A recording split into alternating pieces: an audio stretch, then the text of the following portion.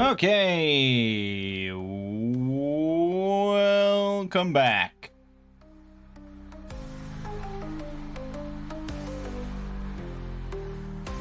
To Solo Roll Mangging, Tales of Argosa, and we're going through A0, Danger at Dark Shelf Quarry. We went into the quarry, we went into the mines and stuff there, and we killed some stuff. We managed to rescue 27 slaves that were going to be shipped out soon. And we managed to get them up to the surface level. But sun was going down. We weren't going to make it back home because it's quite a trek. It's like 12-mile walk.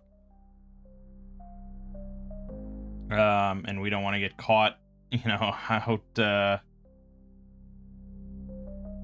in the middle of nowhere at night by some sort of pack of, nocturnal creatures. So, yeah, we set up camp.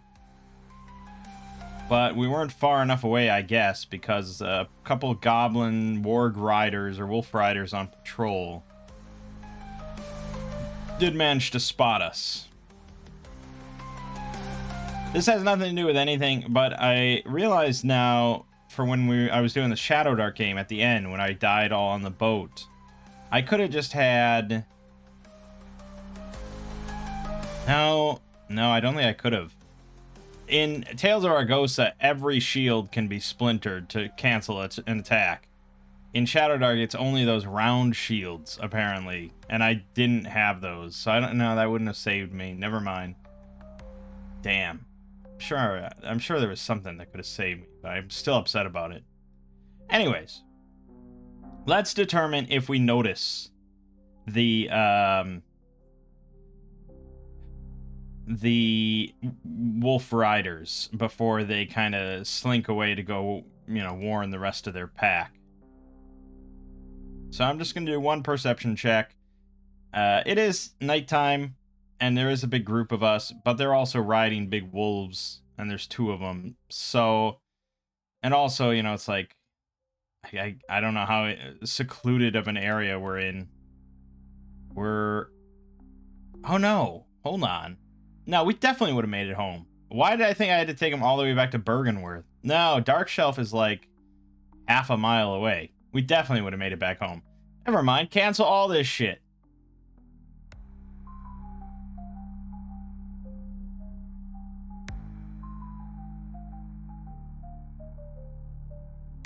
Yeah, cancel all that shit. Never mind. We're good. We got back home. So I'm gonna give XP for rescuing all the slaves, which is quite a bit of bonus, I would say. It's not gonna be 7 though, but I'd probably warrant 4. We're gonna go with 4. Okay, and then we're gonna spend the night in an inn. And we'll get food, so I'll spend another gold, I guess. And then we can all heal. Well, I could use Healing Salve, but I don't think I'm going to. I think we're just going to heal, too. We're sleeping at a decent inn. Comfortable, safe inn.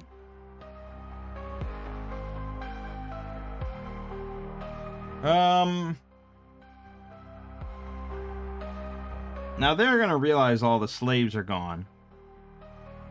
And I don't know what is going to happen to those slaves. They're kind of out of my hand. They're out of my hands. I hand them off to Dark Shelf. Be like, look, there's definitely a slave trade going on there. I don't know how extensive it is. But we found 27 of them. And we rescued them all. But we still are, we're not done. We're definitely not done with the problems. We have to put a stop to any trouble. We did find Quan, so we're most of the way to getting that 500 gold, but there's still quite a bit left. And we know that, so we're going to have to go back in. So however he wants to handle, where all these slaves came from exactly, how they get back home, blah, blah, blah. Kinda not my problem at this point, so good luck to you. I got you out of the really shitty part.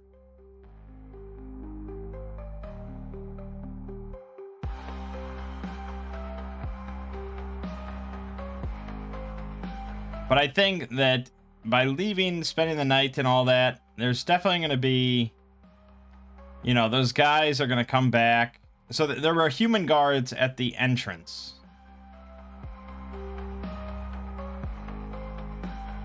You know, when evening kicked in, they went back to that little barracks area. And they found a bunch of dead goblins there that we slit their throats and stuff. And then, you know, eventually they're going to find that all the cells are empty. There's dead goblins down by the pyramid spire. You know, there's dead bugbears, all this sort of stuff. So, there's going to be definitely a kerfuffle going on. And we have to figure out, as a DM, what is going to change the next time the players go back to the quarry.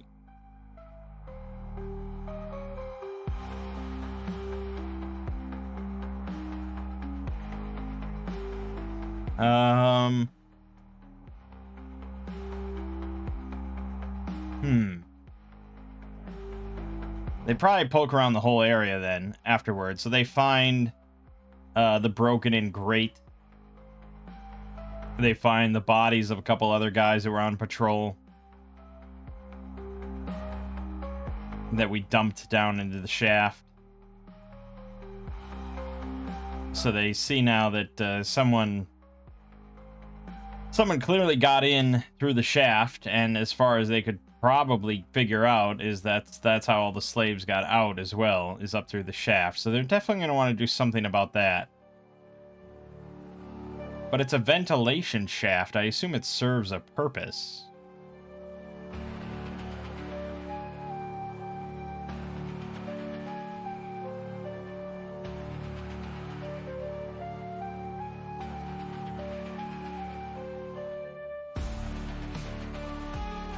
You can't really, like, seal it in. The best they could do is, like, fix the grate. But they might post guards there instead now. They might have a couple guards if they're worried that whoever did this is going to come back. Because clearly it was a capable enough group, you know, that did all this. This would be their thought. We killed both of their clerics, bunch of goblins, some bugbears. You know, we were quite capable. It's not enough to shut down the whole operation or anything, but they're definitely going to have some guards posted at the ventilation shaft.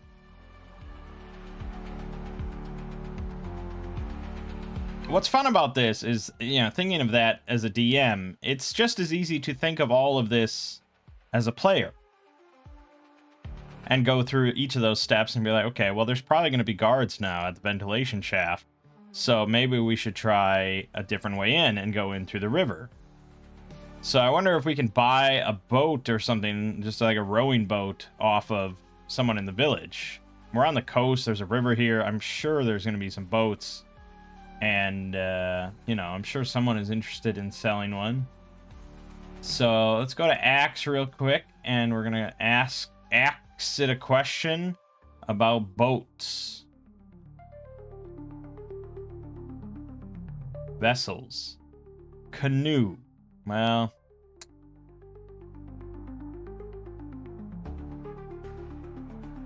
yeah. No, a canoe is one person. So we need, what's the smallest other thing? A small barge, I guess. Small barge requires 5 people.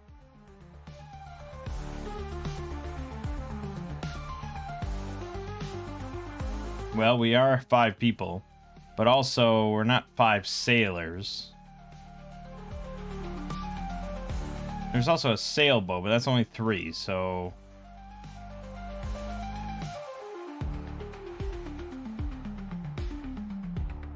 I don't think a sailboat is really what we're looking for. I guess a small barge is probably what we're kind of... But that's 2,000 gold. No, there's gotta be just a rowboat. Boat, row. This doesn't really go into... So it just says that it requires 1 rower. I believe that. It just doesn't really go into how many it can carry. It can hold 100 stone. Didn't we see... Doesn't it say at some point that the average human is figured to be 15 stone. Not counting all their gear. So if we average it up to 20 stone for each of us, it can carry 5. I think we're good. This is what we want. 200 gold for a rowboat.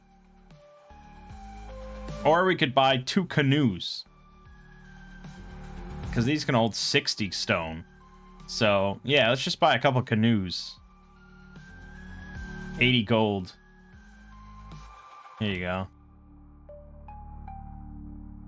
We'll spend 80 gold. And hopefully... I mean, I guess it's no guarantee that they're available here, but... we have to assume. It's on the ocean, it's on a major river. They're gonna have stuff. So, I'm not even gonna worry about it. Alright, we got our canoes. Now, who has watercraft? Villagrad has watercraft. That's about it. Unless Ilith does, but I don't think we determined. Unless there's a... No. What was her background? Galley slave. Okay, she served on a galley. It's good enough, right? It kind of counts. I'm not going to have her roll, but I guess we could. If she's willing to... She might really not want to be in a boat ever again for the rest of her life, but, you know. You know. Also, can we sell off our silver urns here, do we think? It seems kind of unlikely. I don't think I can't really hand wave shopping trips anymore. So, I don't think we can really do that. No one here is really going to buy much of this shit. We'd have to take a trip over to where the Lord's castle is. But you're looking at like a day there and a day back. So, we'll skip it. Alright, so that's, yeah, Villagrad will row... I mean, it's not really watercraft. This is rowing on a river. And I don't think this is like a rapids or anything. So it really shouldn't be a big deal. I don't think I'd even have a check. Unless, like, things start shooting at us or something. So, getting in through the river. Hidden dock on the local river that leads to Area 56. So, Quan got out. I don't know if he wanted to go out. I don't know if I let him out or if he stayed because he wanted to keep poking around. I don't know what to do with Quan, and I don't really want to add him as a character. I don't really want to handle him. So, I guess we could just say that he's stuck around. He's still, you know, he's better. He prefers to work alone. He's one of those guys. But he did tell us exactly how to find this secret entrance. Don't draw on that. I said don't draw on it. So here, the Pallyra River. So this will lead in here. So it's a little hidden place, I guess.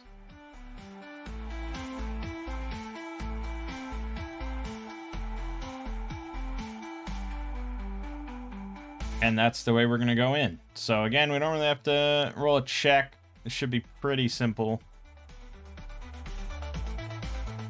And we'll find the way in and head in. Coarse sand covering the floor here makes the going seem a bit unsteady as your feet sink in. Okay, yeah, but this is if we walked in.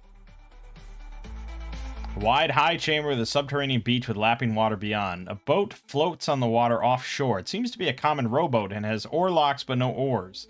A rope painter attached to the bow is stretched taut, and the rope vanishes into the water. The stern points steadily to the northwest, where there is an opening in the wall. The low murmur of flowing water issues from the opening. So it's there's another rowboat here with no oars.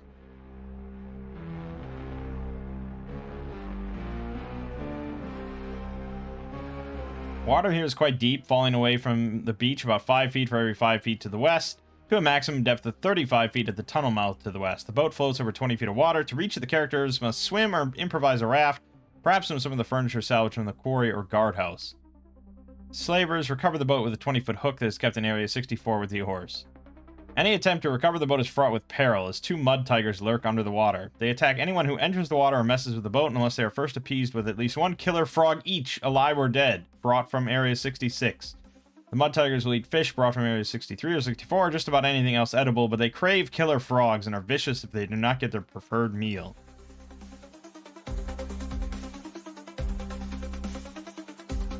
So, it does say they can bite characters riding in the boat by rearing up out of the water and standing on their tails. But it also says it attacks anyone who enters the water or messes with the boat.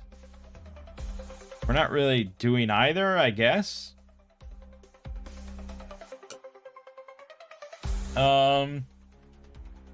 Let's roll a, let's roll an Oracle. Do the Mud Tigers mess with us? They do. Alright. So, let's get a perception check against their dex check. See if we notice their approach. It's not looking good. No, we do not. So, we have to decide who's in which boat. Villigrad's in one. Ilith's in another. Danton and Corin will be with Ilith, Villigrad, Tress by themselves. That's the arrangement. And we'll have 1 Mud Tiger attack each group. So it'll attack Tress, I guess. She's probably like standing at this point to look around. And then we'll have it attack, oh, I don't know, Corin, I guess. So they get their 4 hit dice, 16 HP each. These are pretty vicious. And they're going to get advantage against Tress, well, against both of them. So miss on Tress, and then Corin. That is 1 hit. So we're looking at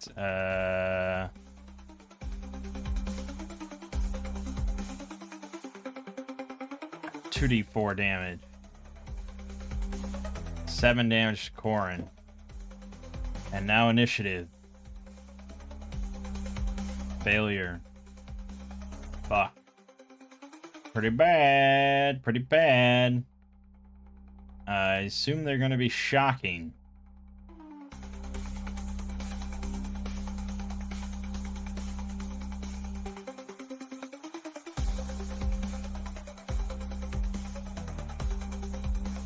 Two to 12. Yeah, so 2d6 damage.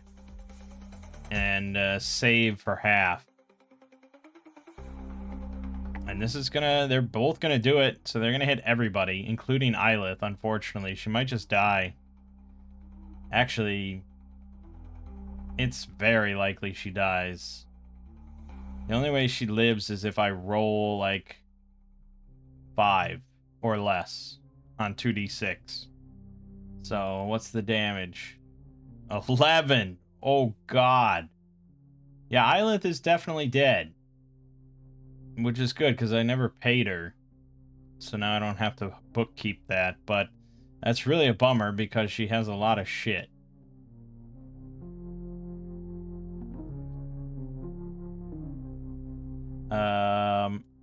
Because, yeah, hirelings typically die at level at 0 health. Although DM could do something. GM may allow PCs to spend a point of luck to allow them a death save once per hireling or as the GM determines. Or we could try a rescue, right?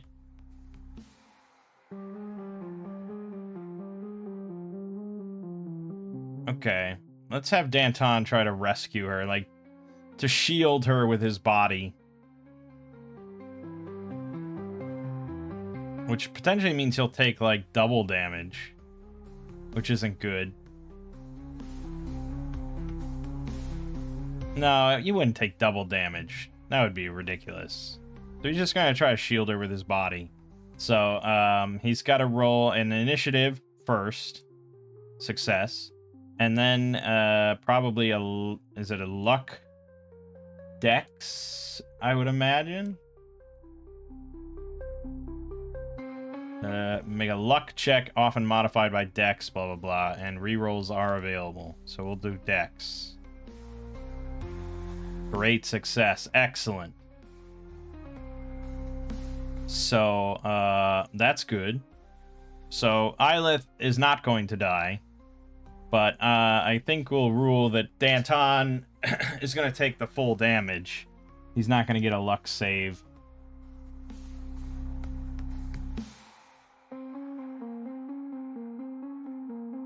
And that did use up his rescue for the whole adventure. So, he's going to take 11. Nothing we can do about that. Then everyone else gets a luck dex save to see if they take half, which would be 5. Corin failed. I guess we'll re-roll. Great success. So she takes 5.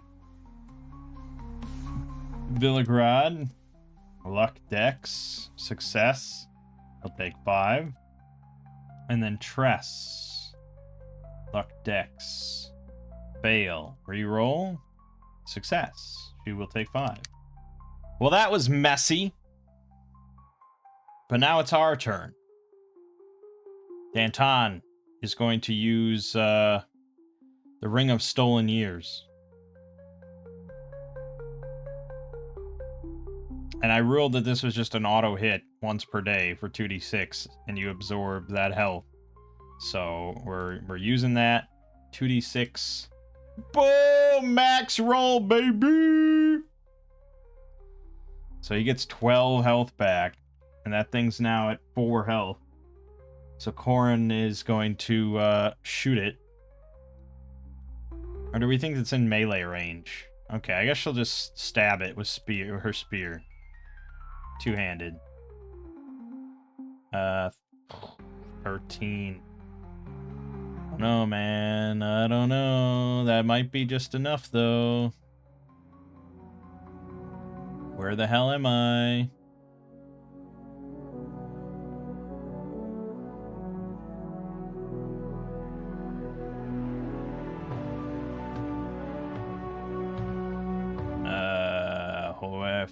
Wasn't it 56 or something?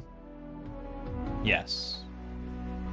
So they have an AC of 13. It's just enough for Corin to stab it through the head. Perfect.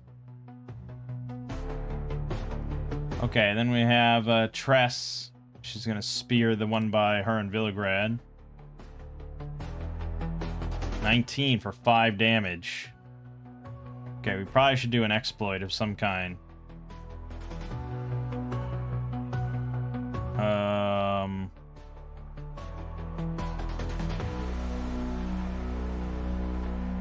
I guess I want to knock it, like, prone on the boat, basically. I want to just knock it silly onto the boat.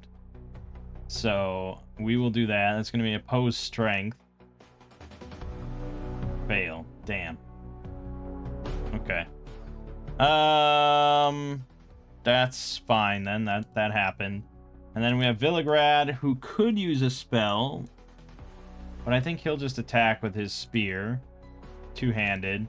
You got a +1. Because 2 of us are next to it. That is a hit. So it's at 6 health. Okay. New initiative. Failure. Alright, I'm gonna roll morale for it though, because this turned out to not be an easy meal. Nothing died. It shocked us, which normally is how it just kills stuff and eats. And then it just got stabbed multiple times afterwards. So yeah, I'm gonna roll morale here. That's probably okay. I need to look up monster, like just an animal. Like what are animals' will looking like?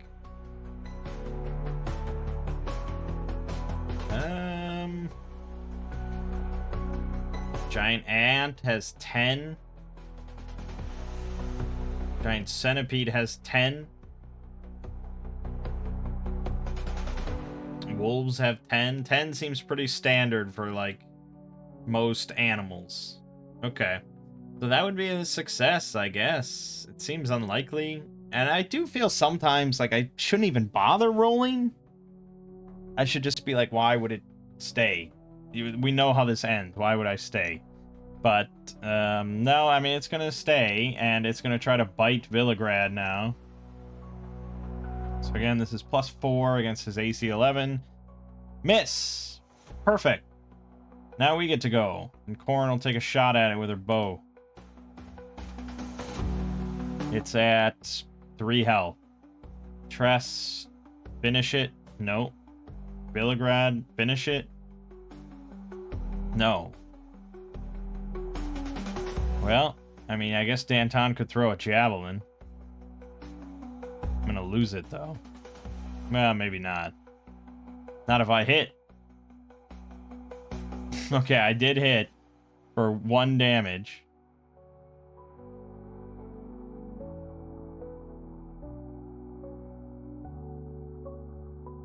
Now, can I daze it? If I could daze it, that guarantees that it goes last in initiative, and then we can just finish it. But it's like, I don't know. I just wish there was more guidance of what you would do for something like this. Should it just be a perception? I guess just do a perception roll. Great success. All right, we dazed it. So now it's going to go last. I don't really even have to roll initiative. So, just Spirit dead. There you go, dead. Got it. Okay, well, that was kind of painful, but thankfully Ring of Stolen Years really paid off. I'm going to give myself an XP for that. Probably could give one for saving Eyelith's life. You know what? I'm going to. I'm going to give an XP just for that. Normally, I guess in old school games, I would just give that to Danton. But we keep things even here. Okay, right. Pretty beat up, though, so we're going to short rest while we sit in these boats. So, Tress, short rest. Definitely recover health. We're good on spells, so get back a reroll.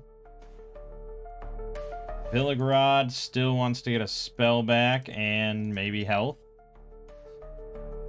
Spell is more important, so we'll go for that.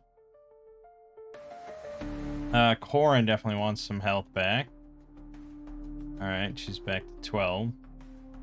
And Danton has... yeah, you could benefit from some stuff.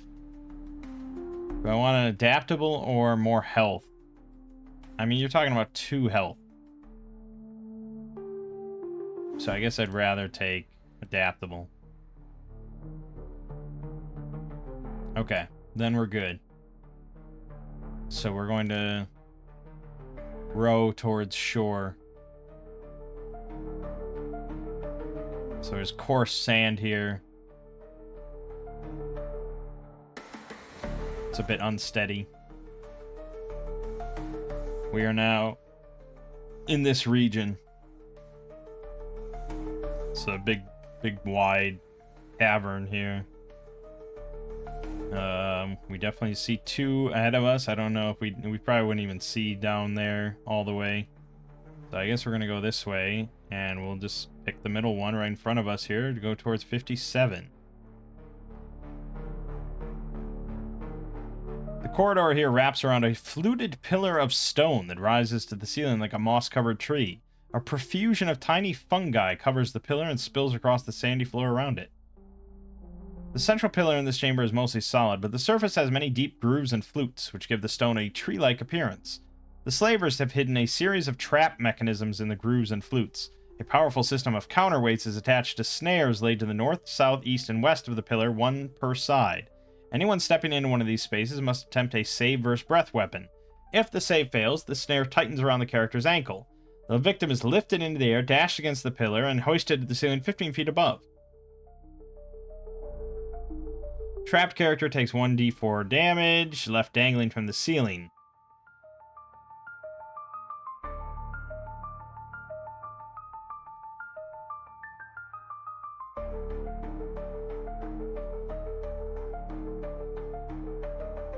Commotion in this chamber, such as shouts or groans from trapped characters, alert the troglodytes in area 58 and 59. Okay.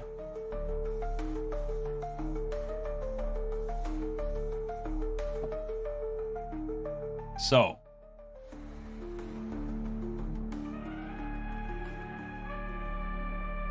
I assume the pillar you're talking about is...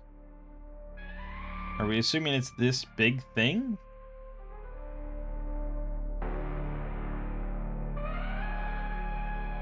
It seems a little too big. This thing is like 15 feet by 15 feet. That's not really a pillar. That's just like part of the cave wall. So there must just be a pillar here that we can't see. There's also a door to our cell. So, are these only going to get triggered if we approach the pillar, or is there no way to go around it?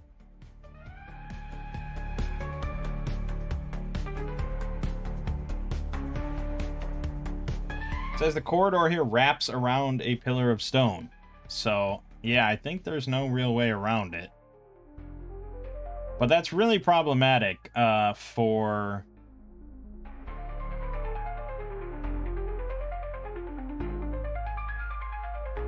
Argosa, because if it's like one save per side, you know, that really depletes your luck pretty abruptly. So I think I would just do one save and that's it.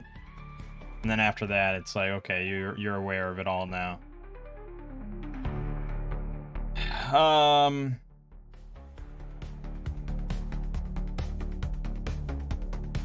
Probably should just be a perception check though. I feel like if you have one character that has like just an absurd perception,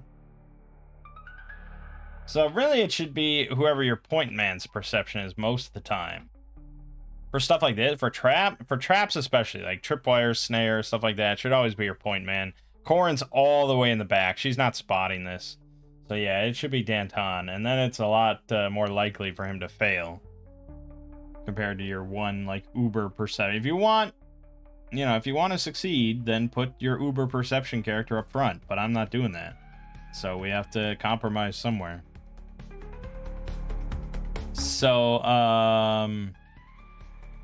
yeah, I guess Danton's just going to roll perception.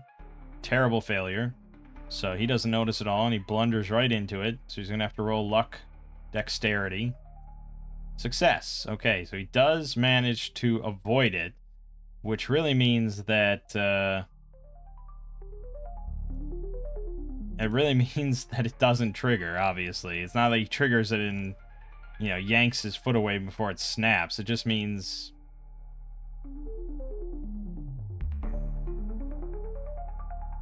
the snare is not triggered and continues to lie hidden on the floor. So, yeah, for the next person to just to walk over. And since we're going over to the door, everyone's going to have to roll this, unfortunately. So next in line is Tress. Success. Third in line is Isla. So this could kill her. She has a luck of 10, is what we're saying. I guess. I mean, why? I don't know. It didn't tell me otherwise. It didn't give me any guideline for creating this hireling. So I don't know how they missed that. But yeah, she just has to roll 10 or under. She sure did, so she's fine. Then we have Villagrad. Great success. Okay. Wow. Doing really well here. Last but not least, Corin. Success. All of us step over the snare, meaning that we have no clue that it's there. And if we walk back this way, we have to redo all that again. Again, I think that's a little harsh on luck.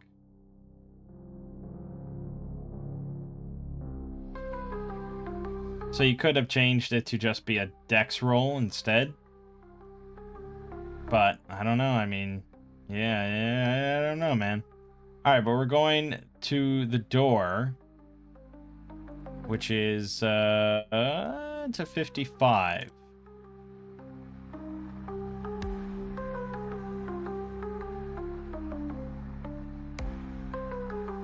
A smoky oil lamp casts a feeble glow over this irregular chamber. A natural basin of clear water fills most of the floor. The water gently bubbles and churns. The chamber has 3 visible exits: a passage to the west, a door to the north, and a door to the east. Each door sports a handle and 3 keyholes arranged in a vertical column. Okay, it sounds like...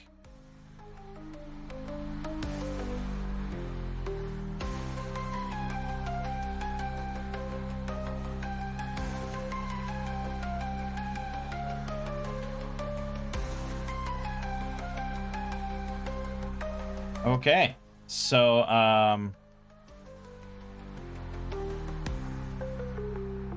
there are locks on these doors.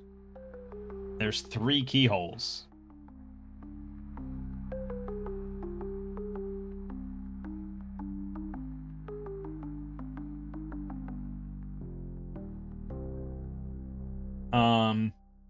So if you were playing in a group, or if I was DMing normally, you know, you would just say there's three keyholes, and then they would pick which one they want to try. For us, though, since I already know which one's the correct one, we have to leave it to utter chance.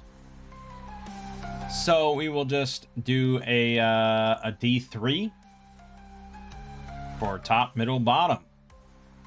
We are going with bottom, which is a fake one on this northern door.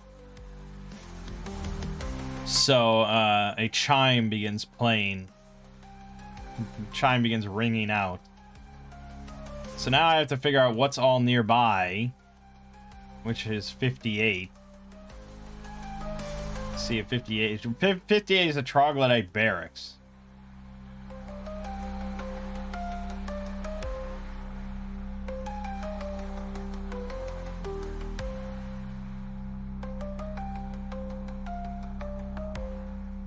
So there's one there, and then there's 2 in 59 over here.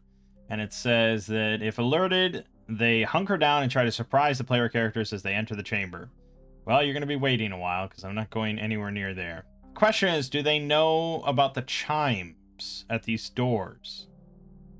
I wouldn't think so. How many people are actually, like, sneaking in here or anything like that? It's got to be pretty uncommon. And the chimes only sound if you pick the lock, you pick one of the fake locks, or you put a key into one of the fake locks. So I think it's just unlikely these chimes are ever really heard most of the time. So I don't think they would really associate it with, like, oh, they're by the doors, they're going to the, you know, whatever. They just hear a sound and they're like, oh shit, what is that? Get ready, get my weapon, blah, blah, blah. So, yeah, okay, I guess keep waiting here. So then I suppose we'll try a second lock. So now it's the top or the middle. And we'll do a D2. Okay, that is the top lock, which is another fake one. Chime rings out again. And then we'll finally try the middle one. Huzzah. And we did pick up the keys off the clerics. So we're good. Now I can read. We see those things. So there's a smoky oil lamp in here. Natural basin of clear water. And the water gently bubbles and churns. The pool contains a natural spring that keeps the water in motion. A tiny natural channel drains the water into Area 56. The pool is home to a water weird, which attacks any creature that lingers in the chamber for more than a round. Any delay, such as searching the pool or fiddling with the doors, triggers an attack. Okay.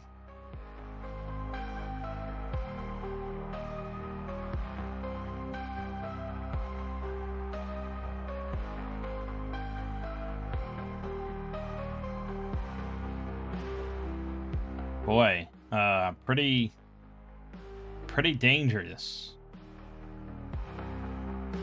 Pretty dangerous thing. So there's 54 here, and that leads up to the lower level, which we didn't finish clearing out. So that could be worth investigating. Would we search the pool? Would we inspect the pool at all? Let's roll an oracle. We do not. We don't like the look of its bubbling water, so we're just gonna skirt around and continue this way to 54, which is just the ramp up. in our continued efforts to map out the place, I guess we'll head up.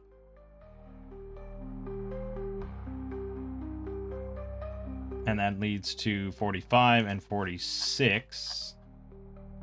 45 is just going to be the ramp. 46, however, is a dark room. But the embers in the chamber's fire pit shed light in a 5-foot radius around the pit, revealing the scene below. The walls spread out into a mostly lightless space. A few dying embers from an ash-filled pit in the floor cast a red glow. The ruddy light reveals several smoke-blackened tin pots lying in heaps and a collection of metal skewers, some still wrapped with charred meat, sticking out of the ash. The air is filled with the sharp odors of burned food and unwashed bodies. Nearly 50 goblins call this chamber home.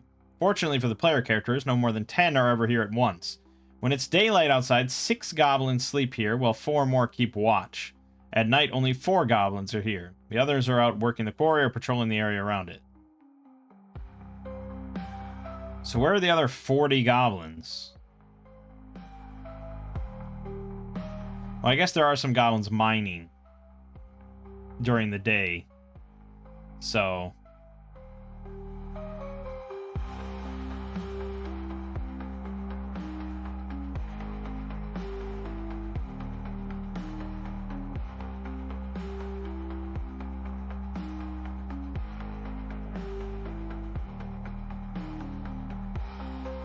So the noise from Area 47 keeps the goblins from noticing what's happening elsewhere on this level, but they quickly hear any trouble occurring in Area 47.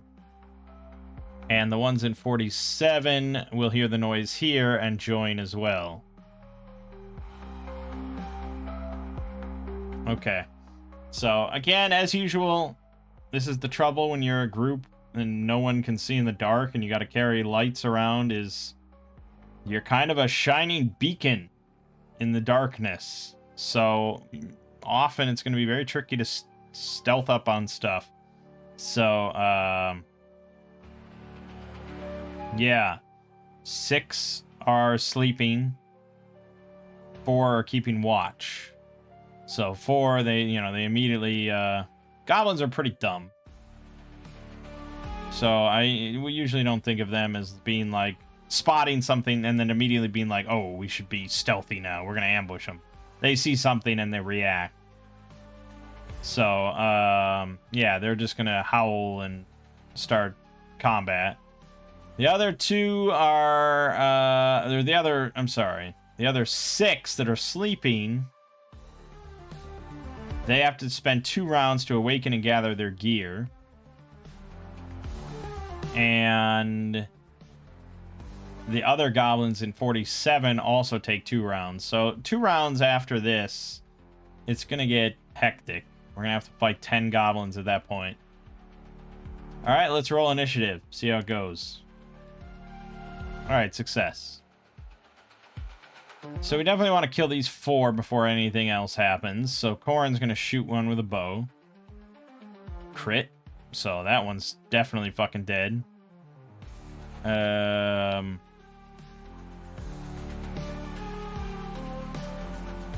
Could do a major exploit here. Try and have my arrow, like, carry through to kill a couple more. It's not a horrible idea, and there's really not much to lose from something like that. So again, like, there's no... I mean, there are a few limits on major exploits, but it's pretty open-ended. You can kind of do mostly whatever you want.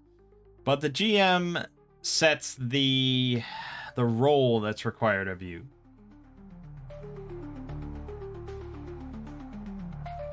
And this is a luck roll. And so your luck rolls are already going to be kind of tricky to pull off anyways. And then if you make it a really difficult major exploit, there's going to be negative modifiers that make it even harder to pull off. So... you know, I think like if I just want to have my arrow carry through and hit a sleeping goblin behind him, that's probably just a straight luck perception check. But if I want it to carry through and, like, hit a couple goblins, say there's like 2 that are just sleeping like ass to ass or something. I don't know. Then you might do a luck perception with a -2 or something. And so at that point, you know, I have to get a 9 or better compared to an 11 or better. And it's not much, but that is a 10% swing. So, but, you know, you might want to go for broke, because it could be pretty good. So, fuck it. We're gonna try to, have my arrow carry through this guy's brain into 2 other goblins that are sleeping ass to ass in a bunk bed. Alright. So this is gonna be -2. Great success. Love to see it. Alright.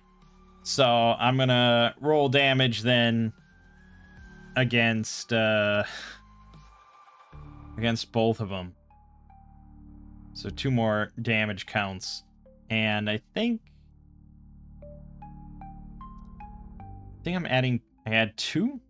I think I had 2, because 11... Yeah, 1d8 plus... Yeah, okay, yeah. So it's a d8 plus 2 on both of them. So the first one takes 6, second one takes 8. I think that kills both of these goblins. Yeah, they have 3 health each. So, boom, arrow carries through.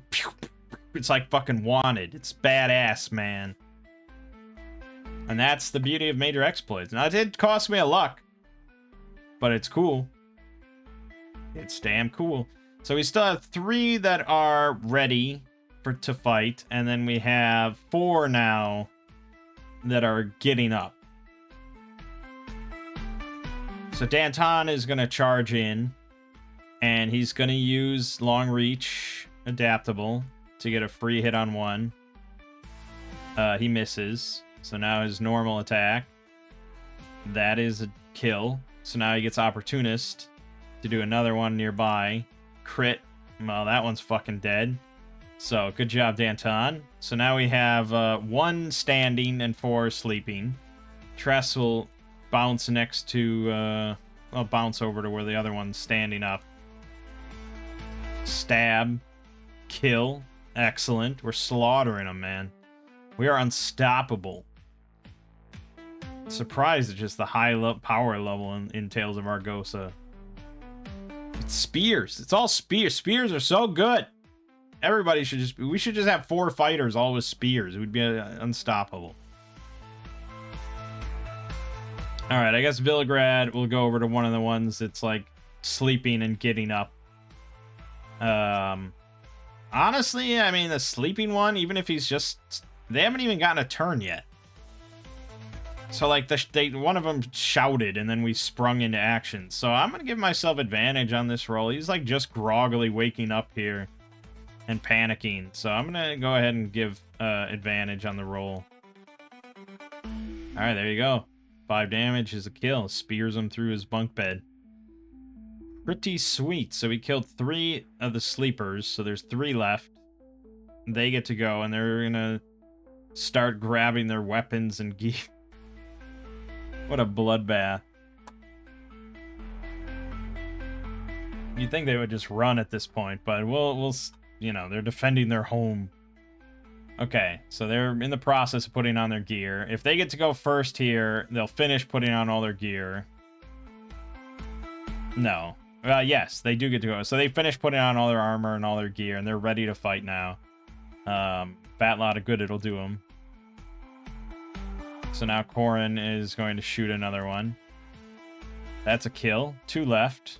Danton is just going to butcher one.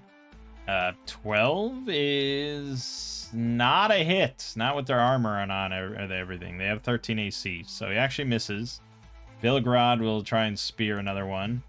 Probably the one that Danton missed, so he gets a +1. 2-handed. That is a kill. All right. And then last one left. Tress. Kill. Yeah. Pretty nuts, man. But you have goblins, you know, 3 health. It's like, if the spear users hit. Because using a spear 2-handed, even with a 10 strength or a 9 strength, it's guaranteed 3 damage. Because spears are 1d6 +1, and 2-handed is +1 damage as well. So that means that no matter what, if Vilgrad connects with one, even as a magic user, he instantly kills a goblin. So, yeah. Spears, man. Okay. Then, at the end of the round, now, the other goblins show up. So 4 more goblins show up. And Corin's going to roll initiative, and her initiative is terrible. But we got a great success, so she's immediately going to shoot one. That is a kill. 3 damage is a kill. Danton will charge in. Kill. Then Opportunist, which I do forget about sometimes. All right, he missed. Tress will follow up with him on the one that he missed. +1. Kill. So we've killed 3. There's 1 left. Bilgrod, 2-handed. You got this? No, you do not. Okay. So, that one guy left, he's going to roll a morale, although he should just run. Like, why would I even roll this?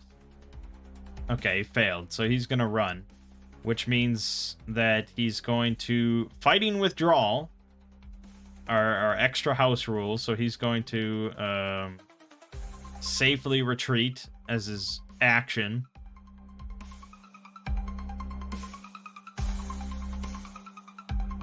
Well, I guess let's really codify this. So what do we want to be able to happen? You want to do like a 5-foot step sort of thing, right? You just want... I guess the end goal is you want to be able to disengage and move your normal amount for your whole turn. Compared to running, which is double your normal amount, but you're going to take opportunity attacks. That's basically what we want. So it's just like a disengage action. I think Shadow the Weird Wizard does it right for having the retreat. Well, no. No, actually, no. It's what game am I thinking of? Maybe I'm just thinking of like D&D or Pathfinder, and it's possible. I'm just thinking of the disengage action. Yeah. Okay, I guess I'm thinking of D&D 5th edition. Wild. So yeah, the disengage action in 5th edition just means that you can... It's an action, and then your movement for that turn does not provoke any opportunity attacks. It's very simple, and I think that's the way to go. So, it's very, very rare that we steal a rule from 5th edition D&D, but I think that's the correct one here. I can't believe Tales of Argosa doesn't have that as a rule. Like, that would be such an easy thing to just lift, you know, just steal and just put it in and call it a day. So it must be a deliberate decision. Must be a very deliberate decision that...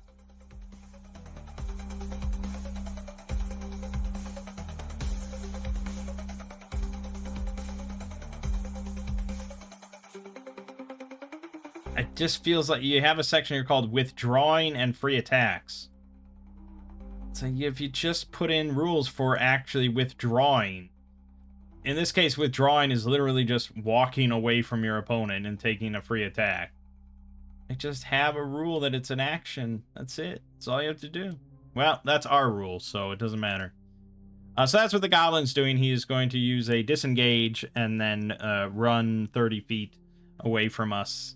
To the northeast. But now it's our turn. No. Now it's new initiative. Success.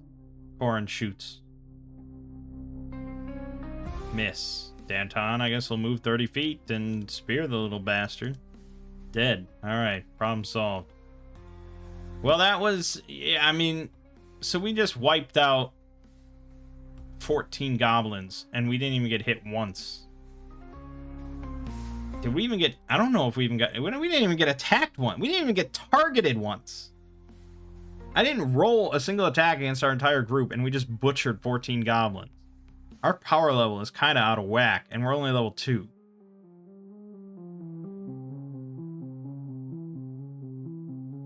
Like, goblins are already just like a non-issue, where you can just slaughter them by the dozen. But between like major exploits that let you kill multiple targets in one go, and then Danton having long reach and opportunist and stuff, don't even have to worry about throwing fire pots or casting spells. We just butcher. But it was a significant encounter. I gotta count it as one. So 25. That is level 3, my friends. And we're leveling slower, theoretically, than we should. Because really, we only needed 15 XP for this level, but I changed it. So really, we should have been level 3 for this, and then we'd be really insane. But we will get level 3 when we go back to a settlement. And I guess we could short rest, and there's no reason not to. There you go, now you're speaking my language. Yeah, I guess there's not much else other than just getting a couple HP. A short rest. I didn't even have to use sleep. Didn't even have to use sleep. I guess I'll get my reroll back. Orange, short rest. Ooh. Nah, she's fine. Danton. Like to get adaptable back. We will get adaptable back. Alright. We're good. Should we search the little camp here, the barracks? It's usually a good idea. You often do find treasure piles hidden away. Keep their treasures hidden in clay pots buried in the fire pit. Yep, that is a good amount of money. So we will search. I'll roll perception. They're buried, so I'm going to give a -2 here. Success. Good. You have one character with high perception, man. You just find everything. Unless you're going to start putting disadvantage on all your perception checks, they're probably going to find everything. So, you know, it just is what it is. Unless you want to start making that luck perception checks and actually drain their luck for finding loot. But that seems kind of dickish. I don't think that's the intent of the system. Right, so we find treasure, so I'm going to give myself another XP for that. It just keeps flowing in. So now... no, this music's a little frou-frou. 900 silver pieces. That is a lot of silver. See, that's really where it helps to have a Shadow Dark system.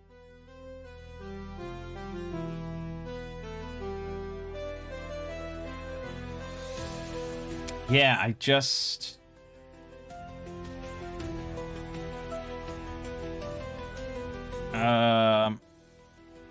I just wish the Tales of Argosa Foundry module was equivalent to the Shadow Dark module. Because the Shadow Dark module is practically good enough that I'd almost prefer it over playing at a table. Just because it automatically tracks stuff like that, like your slots and gold taking up slots and all that sort of stuff. Like, it's all pretty handled well. Whereas if I DM it at a table, I can't really oversee everyone's character sheets and making sure they're following all the rules. And it's like, do you have enough slots? Blah, blah, blah. Where it's Foundry, I could just open up everyone's character sheet and see exactly what's going on. And it's just like, really kind of nice. But here, there's just a good number of things that are missing. Quality of life and various niceties. So the fact that there's no way to track gold is one of the most preposterous things I could imagine. You have buttons here for temporary AC for some reason. How often does that come up?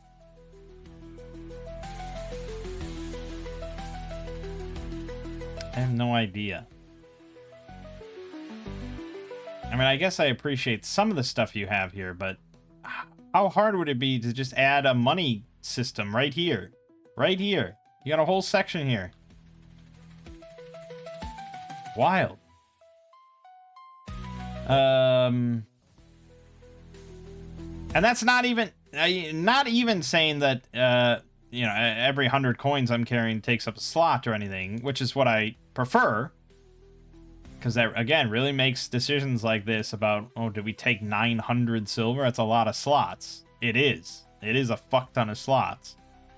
But now it's just like, well, why wouldn't I take it? I can just go here and write 900 silver into my sheet. Done. And that's it. It's just like, hey, we're missing something here. 250, so that would be 400, yeah, okay. 1400.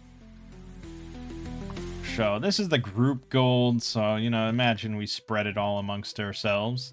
And then 23 quartz crystals worth 10 gold each. It's another good question of, like, how many of these are in one item slot? Do we have the whole thing take up one slot? I could see that. I don't think that's absurd. Because, like, a sword takes up one slot. You know. I don't imagine these are super big crystals. So we'll go with one slot for that. Quartz crystals. NGP each. Amount 23. Done. Alright, excellent. We are really clearing the fuck out of this place. And the guys at the front gate are none the wiser. They didn't expect us to come in this way. That's why we came in this way. Okay, so we go east then to 48. I guess let's check that out. That's just a vertical shaft. Okay, so that we can maybe even... We probably can't tell. But that is where we initially came in. Up there. So then we'll double back and we'll go to 49, and then we recognize that, and we realize that we've cleared out this whole floor. Yeah, I don't think they would really... You know, they gotta find new evil clerics, so who knows how long that'll take. There's not much else really going on here, except the other goblins that are mining away. And they haven't gotten new slaves yet. It's only been, like, 12 hours. So I don't think there's a lot of activity going on here, really. They're pretty miffed about losing 27 slaves. That's a significant blow to their profits. But, I mean, they're not just going to have guys sitting around here jerking off. The only change they really instituted was putting guards over here by this shaft. And other than that, they're just continuing to mine. Because the humans that come in to work, they don't know about anything going down on the lower level. They don't know about goblins, and they don't know about slaves or anything. So it's pretty much all business as usual. Except that we brought 27 slaves back to the village. So I don't know how that sort of...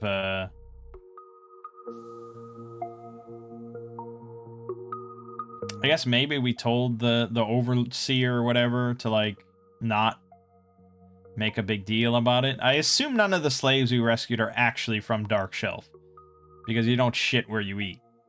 So... yeah, like, there was no, like, tearful reunions of people back at Dark Shelf. So these slaves were all from other parts of the region, other parts of the continent, who knows what, travelers, blah, blah, blah. So he probably told the overseer to maybe keep a lid on the whole thing, because if the workers here from Dark Shelf find out that there's a whole big slave operation going on, they're obviously not going to go back to work, and then that throws potentially everything in turmoil for the moment. So, yeah. Maybe he wouldn't agree to that, though. That's putting his own people at a big risk, now that he knows what's going on. What would it change if none of the human workers showed up to work and mine? The leader of this operation would probably know that the jig is up. All his slaves got out. There's a bunch of his people dead. The miners are not showing up to mine. Would he just pack up shop and leave at that point? Probably. I mean, the operation's kind of fucked. Like, clearly he's been found out, and who knows what's going to happen from here. He might just pack up and leave at that point. The adventure might be over. So we'll pretend that we told him to just keep a lid on it so that we can actually catch the guy who's responsible. That's our goal, because we're heroes. Alright, so then we're going to go back down the ramp. And we're going to go back through the pond, the water area. And then we're going to go futz with this door, I guess. So we'll try, we'll try just a random one of the locks. So D3, and we got the middle one, which is a chime. And then the water weird attacks. And now I have to figure out what the fuck a water weird is, because I've heard the term before, and I don't know what it is.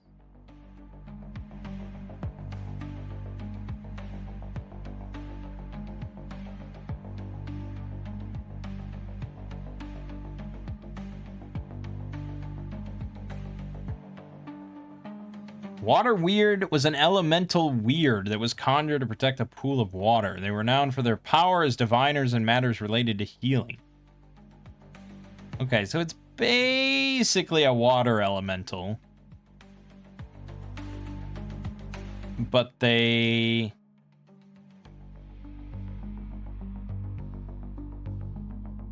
It's basically a water elemental. What even is a water weird? Water weirds are elementals that have become trapped/isolated from their home plane and thus become very protective. Should the water source they are trapped in become dried out or polluted, they risk being destroyed.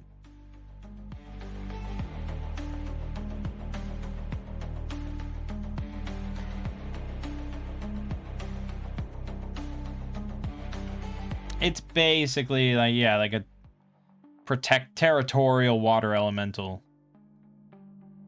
Is pretty much what it is. So this thing's going to attack us now because we're hanging out near its pool. So let's go to looking at this. I'm going to assume this is not a thing that's in Tales of Argosa's limited bestiary. It is not, but it does have elementals if we wanted to just look at the water elemental. Fucking 5 hit dice, 17 AC. 2d6 damage. And then on a natural 18, 19, or 20,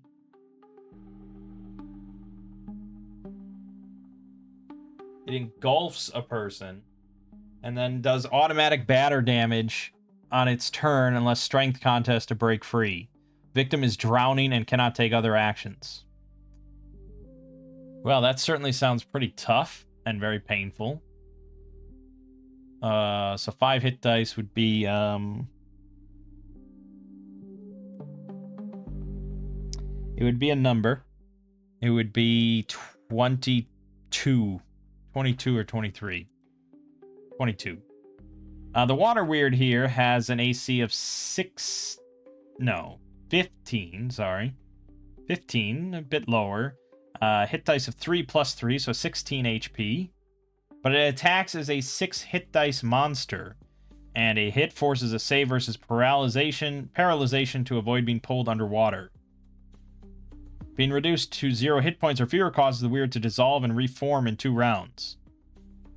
Only blunt weapons deal full damage. Other weapons deal 1 point of damage. Slowed by cold, fire deals half or no damage. Purify water slays. Other energy or magical attacks are ineffective. Yeah, see, it's all that old school bullshit of just like, yeah, you only do 1 point of damage. Isn't that fun? Isn't that a fun concept? I mean, I guess it makes... It doesn't really make sense. Why would blunt weapons do full damage and a sword does 1? Because you're... I don't know. I don't like it. So I'm somewhat conflicted here about which one to go with. Both are pretty dangerous, but I think the water elemental is just more fair and fun, so we're gonna go with the water elemental here instead. Pretty tough, but yeah. Does it get surprise on us?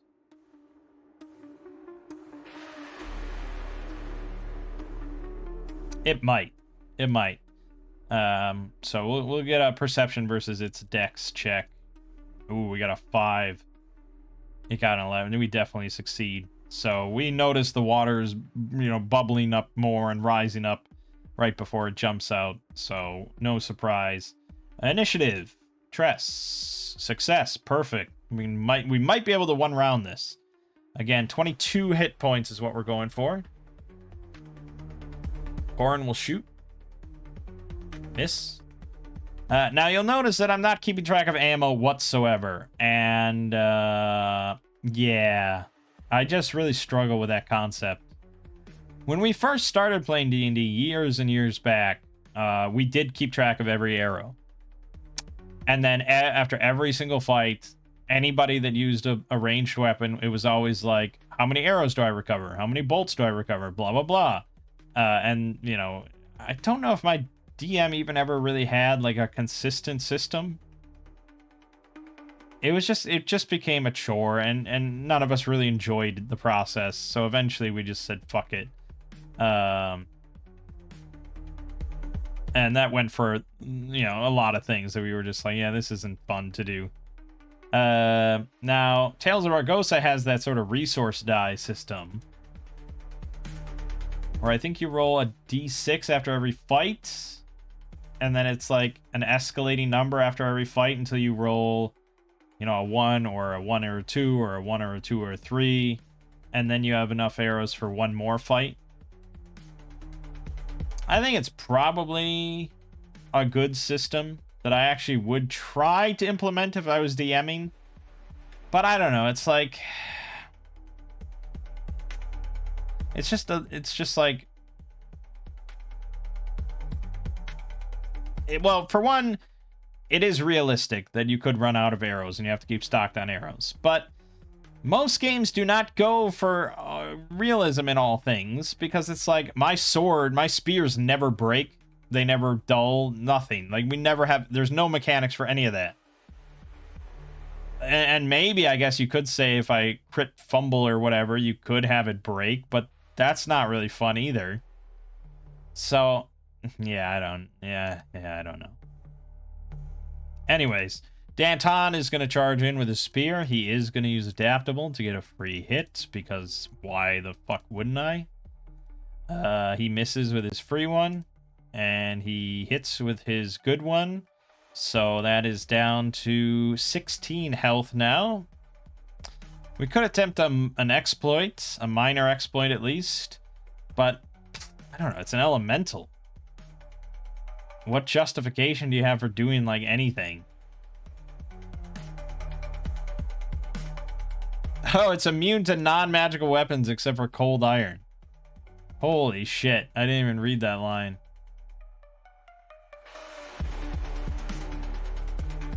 Fuck. We're fucked.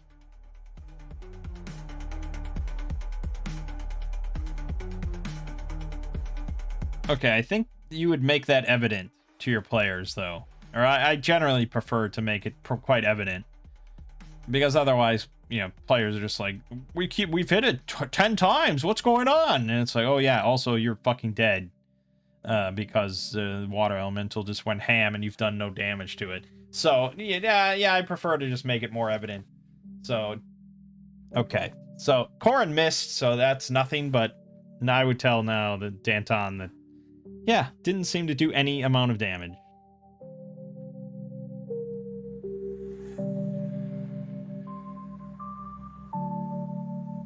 Shit.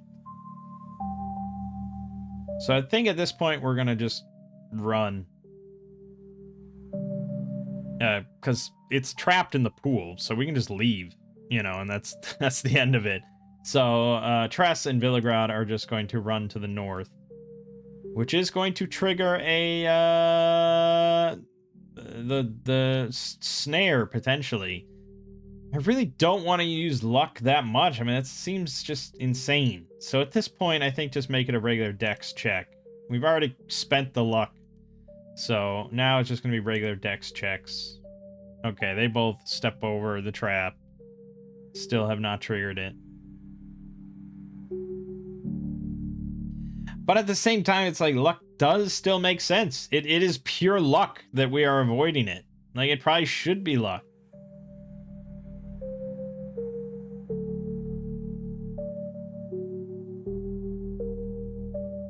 Yeah, it should be luck. I'm gonna ignore that. We're gonna do it properly. So just do luck. Alright, Villagrad succeeded. Tress also succeeded. So they still managed to luckily step over it.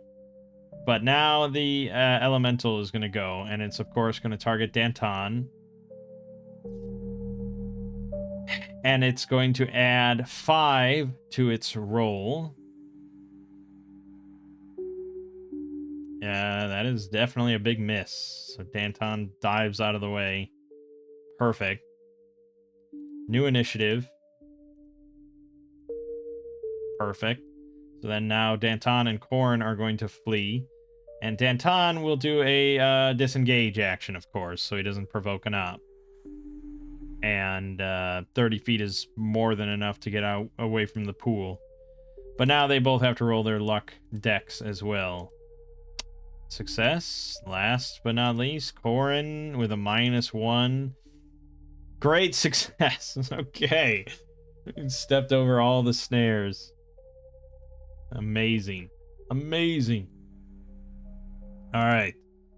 So we're back at 57, you know, and now we'll say fuck it and head north. Yeah, we're gonna head north.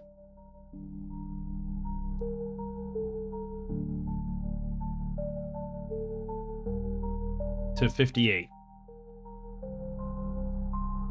The sand underfoot thins out and gives way to a smooth stone floor. Ahead lies a chamber with a ceiling that bristles with thousands of tiny stalactites, like spines on a giant sea creature.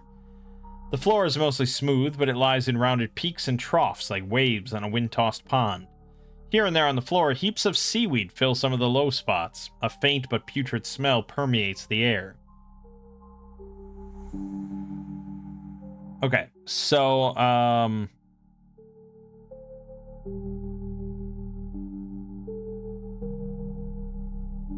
I think they were on alert, but it has been some time.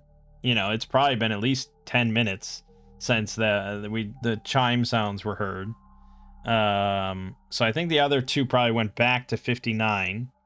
But then now another chime sound was heard when we fucked up that door. So now I think the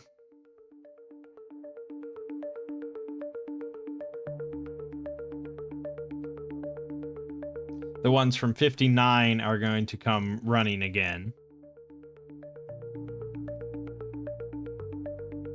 Probably does not take them long, so we'll say 1 round once combat starts here.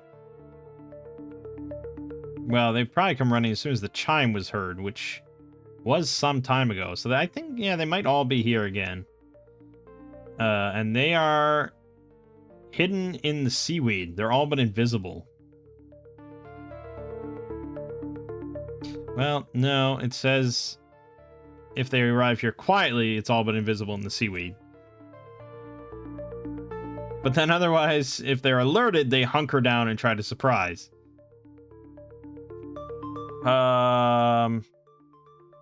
Yeah, okay. It's a similar check, but it is slightly different. If they were sleeping, then it would just kind of be a normal perception check, but now it's an opposed check. And it's still pretty shitty. So this is going to be perception opposed by dex, but I'm going to get... Should I get disadvantage or should they get advantage? Or should it be both?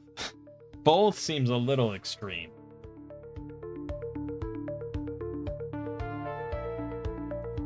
I'm gonna give them advantage on their dex checks, so we succeed by 7. And then they get advantage. So they got an 11 based on their dex, which is maybe 13. So I think actually we do notice them. Maybe we hear them breathing or something like that, and just, yeah, a little bit of a tell. So, as usual, though, it doesn't mean we get to counter surprise them or anything. It just means that when they emerge, we are just a bit ready.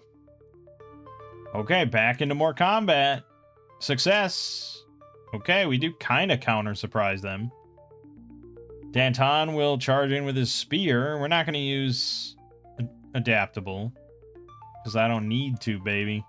They have an AC of 14, and they have 9 health, which is exactly how much I just did. So Danton skewers one right away as it leaps out from the seaweed. And then he can use Opportunist to attack another one nearby.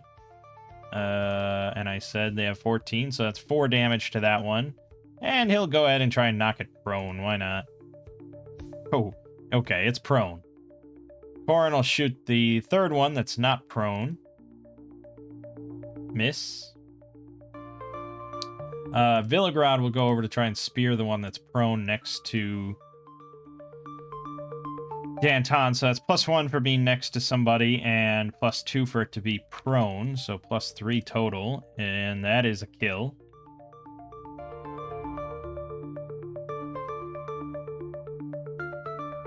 Yep, that's a kill. And then Tress will charge the last one with her spear.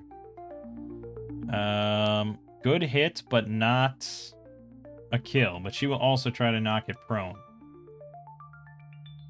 It's going to be hard to beat. Yep, he's prone. So now it's his turn. So if he wants to run away now, which I will roll the morale. Okay, he's not. He's not going to run. He's just going to stand and try and attack the shit out of Tress with his battle axe. Damage 2 to 5 and 1 to 8 battle axe. What exactly does that mean? Oh, there's also the revulsion odor, which I didn't account for. Let me check OSE.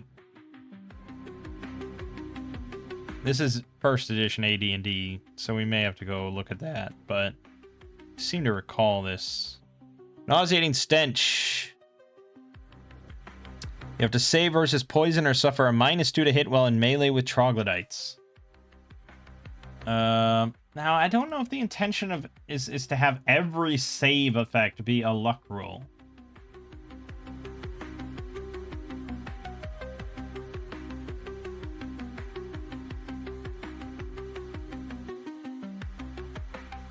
Oh, fuck, that's right. There's oracle uses like that. Right. So you can use the luck source to decide which PC is initially targeted by a trap or enemy to see whether a guard patrol turns a corner at a critical moment, determine whether a discarded lantern has any oil left, or a last-ditch chance to spot the glint of a rooftop assassin. A last-ditch chance to spot the glint of a rooftop assassin, which implies that you already get a perception check normally. But then it's like they're advocating for possibly just a second luck roll. And if you succeed on that, you don't reduce your luck score. So that is an option. I could have used that concept for the snares. But I don't know. For something like that, I mean, I thought of it as your luck continuing to just run out because you know, it's very lucky that happened. But they seem to advocate for various things that are lucky, that do represent just your luck, but don't deplete it.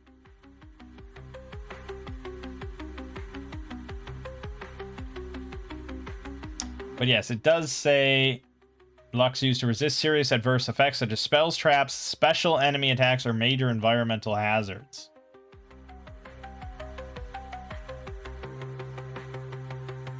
So, but would a -2 affect any of these hits? With a, what did we say, 15? 14 AC? this one that Danton attacked and tripped.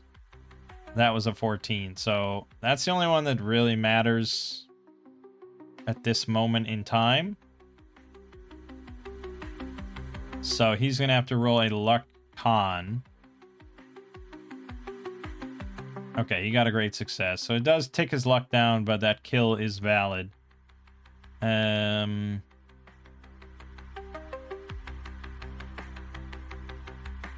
Right, and then this thing is...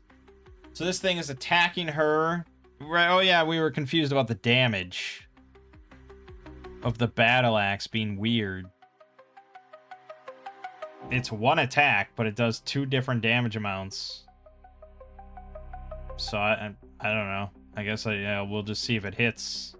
He's got a +2 on the roll against Tress. He does hit. He sure does. So,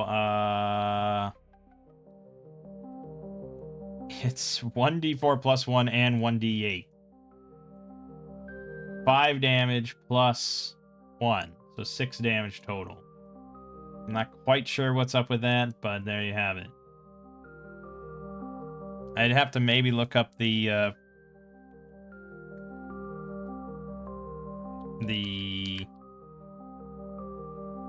first edition AD&D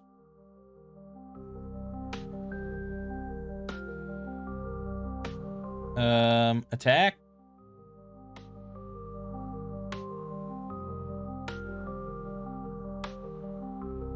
Doesn't really say.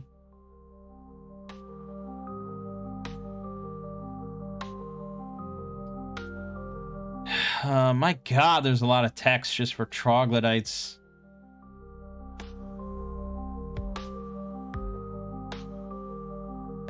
Yeah, I don't know what this text is referring to, because the first edition stat block here seems relatively clear.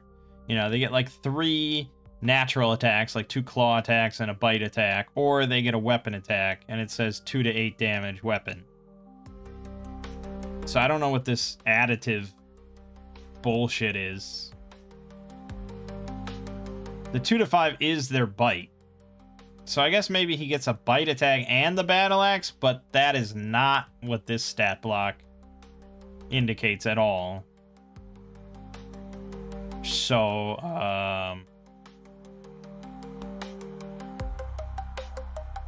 yeah, I don't know. I don't know. But I'll allow it because it's fine. And then it's going to try to trip Tress because, you know, tit for tat and all that. So it's strength. That's probably like a margin of, let's say, 3. Alright, so he does not trip her. That's all good. And then we have a new initiative. It was a hell of a first round, I'll tell you that. Okay, great success. Tress is going to have to... I mean, I really should roll con, because it ticks down luck, you know? Okay, it ticks down luck some more, but she has just a normal attack. That is a hit, and I think that's a kill. Now it's at 10 damage. So yeah, kill. Okay, done. That's another XP.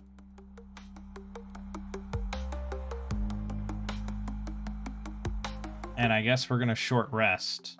Although we'd probably back out of this really stinky room. Faint but putrid smell permeates the air. Yeah, we'll back out and we'll short rest. And we'll get back some health. Villigrad, he's not even missing anything. We have sleep, but we're not even using it ever because it's unnecessary. We're just destroying everything.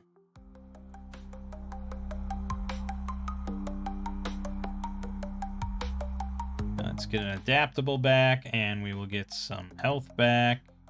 Perfect. And we are good to go. We are just clearing house, man. Nothing can stop us. Nothing can stop us.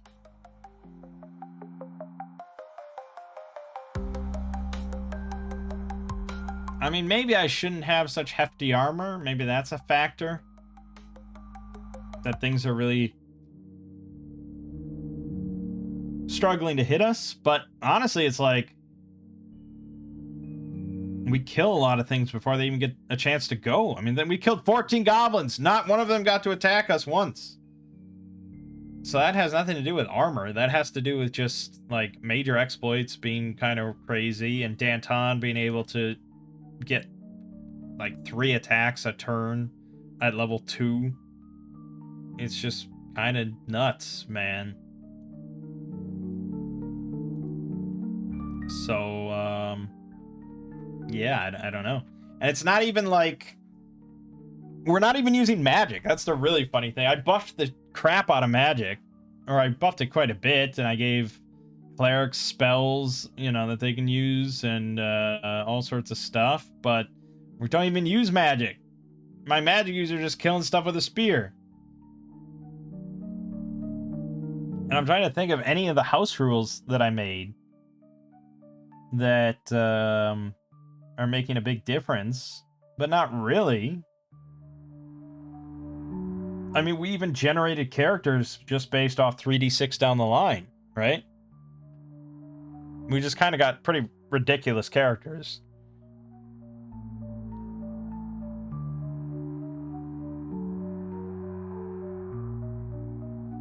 Yeah, I mean, what else is there to say? It could be that the actual module is pretty easy because it's not designed for this. I don't know. Was there ever any, like, encounter building guidelines? I don't think so. This is an OSR game. That doesn't really exist. And we are occasionally using stats of these enemies. But, like, yeah, I mean, goblins.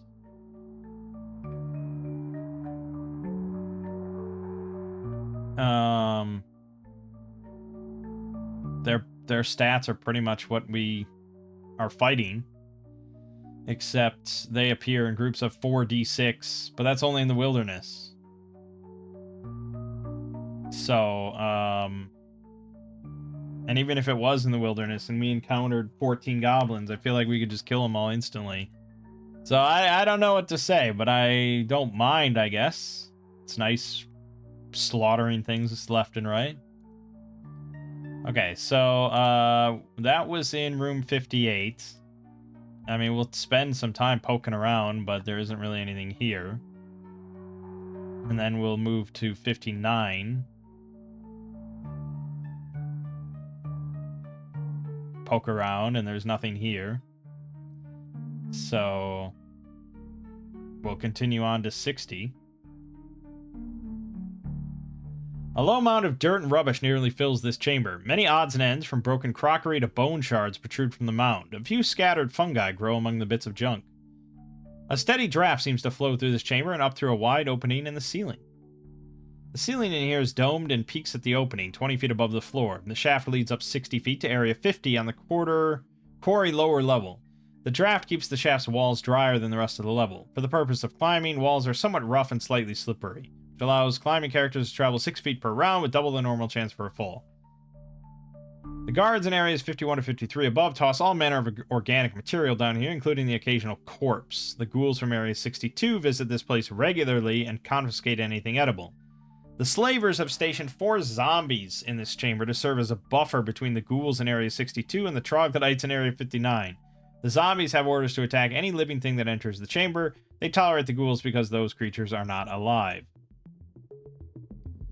They can hear combat from area 59 or 62, but they're too stupid to react. So on and so forth. So there are 4 zombies in here as we enter.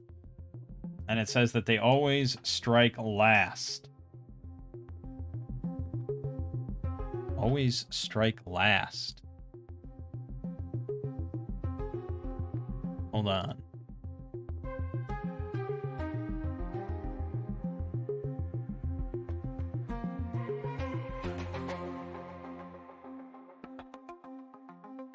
Yeah, okay. They always strike last in a combat round. That's what it says. Well, that means we don't even have to roll initiative, or it doesn't matter anyways. But let me look at does Tales of Argosa have a zombie? It'd be crazy if it didn't. Sure does. Yeah, it actually has 4 zombies. I think these would be the walker zombies. Standard fare. 11 AC, 2 hit dice plus 2, so you're looking at about 11 health each. 1 D8 damage is pretty hefty.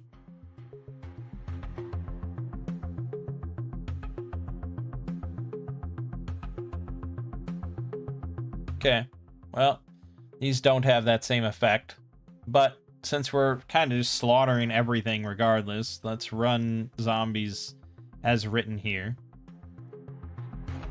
So, initiative. Great success. Alright, Corin is going to shoot an arrow at one. I got a natural 19 and do 10 damage, so it has 1 health left. And we will roll a d12 on the missile trauma table. That is a 9.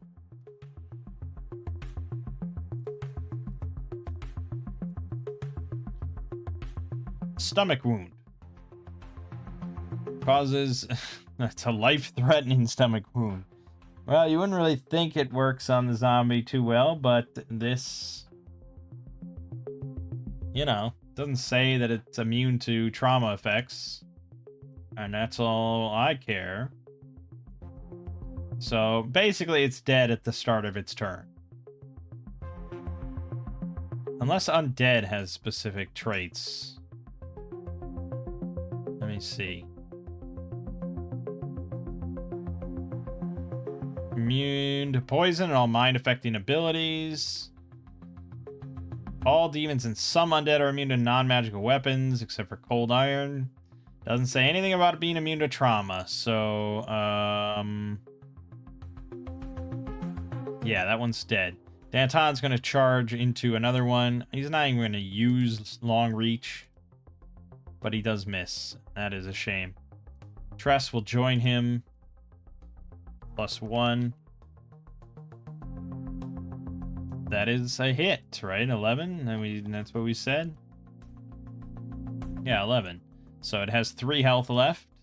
She'll go ahead and try and trip it, because why not? Great success versus its... success? No, yeah, 3. So yes, it is tripped. So Villagrad will come over to finish this little bitch off with a +4 modifier. Oh yeah, very dead. Excellent work. But that leaves the zombie, the remaining zombie to go.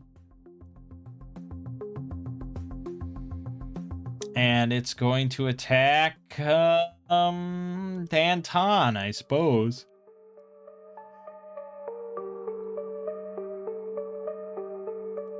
I mean, you either go for the heavy armored guy here, or I have to specifically target the weak one. I don't know. I guess it's best to leave it to chance.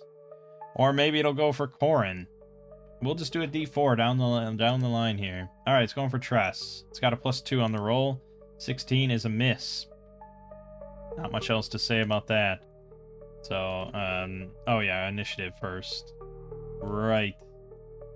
Great success, 1. So this is +2, because we're all kind of on top of this zombie now. It's got 3 health left. Tress will do the same thing. Dead. Alright, simple. Now, they're supposed to appear in the wilderness in groups of 3d8. So, this probably could have been bumped up as an encounter. Oh, wait, there's 4 zombies. Why did I think there were 3? Hold on. So she did 10 and had 1 health left. Oh, right, and then it was dying at the start of its turn. So that one died, and that one's dead. Then Tress did 8 to a second one and tripped it. Villagrad finished it, so that was 3. No, I mean, that was 2 dead. Then, we did... We killed a 3rd one. So now there's still 1 left, and Corin and Villagrad get to go, so Corin will shoot it. 5 damage, so it's at 6 health. And then Villagrad will charge over with his spear, as always. And miss. Okay. So now the zombie gets to go. It's going to target Villagrad, +2. Hit critical fumble. It fumbles, so Villagrad gets a free attack in response. And he does 8 damage to it, and it is dead. Now the combat's over. And that is worth an XP. I mean, what do you want from me? How many zombies should I throw at us? Should that have been 12 zombies? Is that a balanced encounter? I don't know. I guess I could short rest again.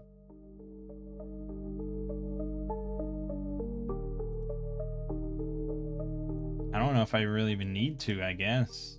I mean, there's no penalty to do so. It seems pretty... It's an interesting system. And normally this would be handled consequence-wise by the underclock, or, you know, random encounter rolls. But in our case here, for whatever reason, this is the one dungeon we found that doesn't have it. The slavers have hidden an unholy relic amid the junk. This item is a steeply sloped pyramid of black and greased iron adorned with discs of black onyx and tarnished copper that resemble staring eyes.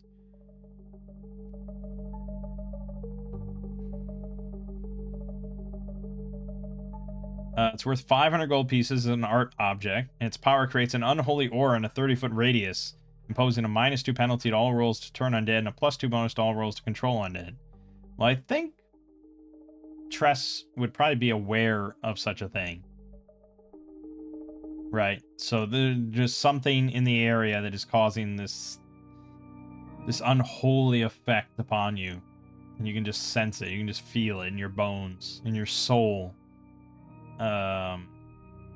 So we might suspect that it's within the big pile of junk. But do we want to go get it?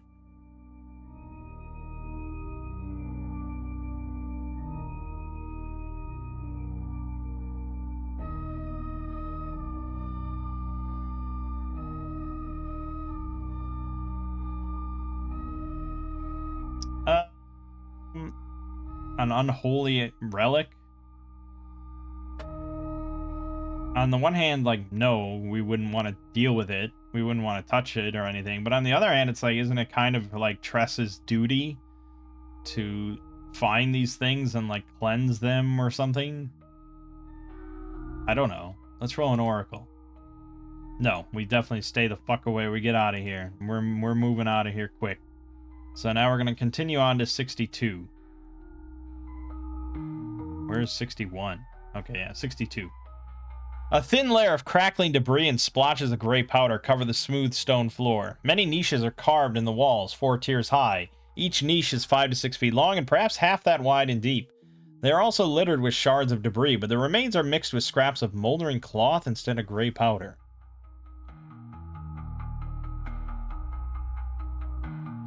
An ancient tribe once used this chamber as a charnel house, where they left their dead to be slowly consumed by the cavern's scavengers. After the tribe's passing, a massive colony of bats took up residence here. More recently, a pair of ghouls moved in, driving out the bats and consuming the tiny scavenging creatures that lived here. The ghouls also emptied all the burial niches. The crackling debris on the floor is a mixture of bat bones, insect exoskeletons, and human teeth. The gray powder is decomposed bat guano. These days, the ghouls subsist on the slavers' cast-offs. They attack any living thing that wanders by except for the evil clerics. In combat, one ghoul charges the party, trying to reach an unarmored or lightly armored foe if it can. The other ghoul circles around to take the enemy from the rear. Okay. Let's just roll perception versus dex, straight up. We succeed by 9.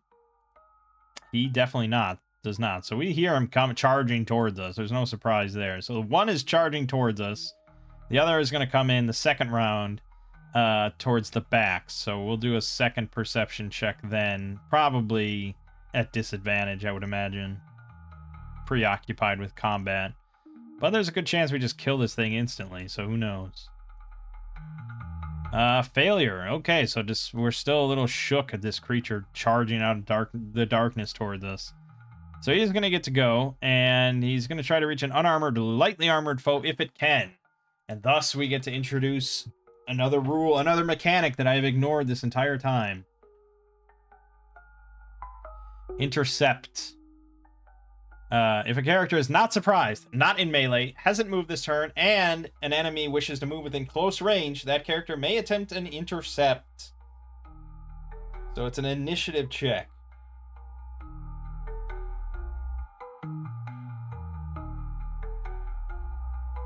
If a character attempts to intercept before their first turn in a new combat, the check is made at disadvantage. Okay, so it is unlikely for this to work, but Danton is going to try to intercept.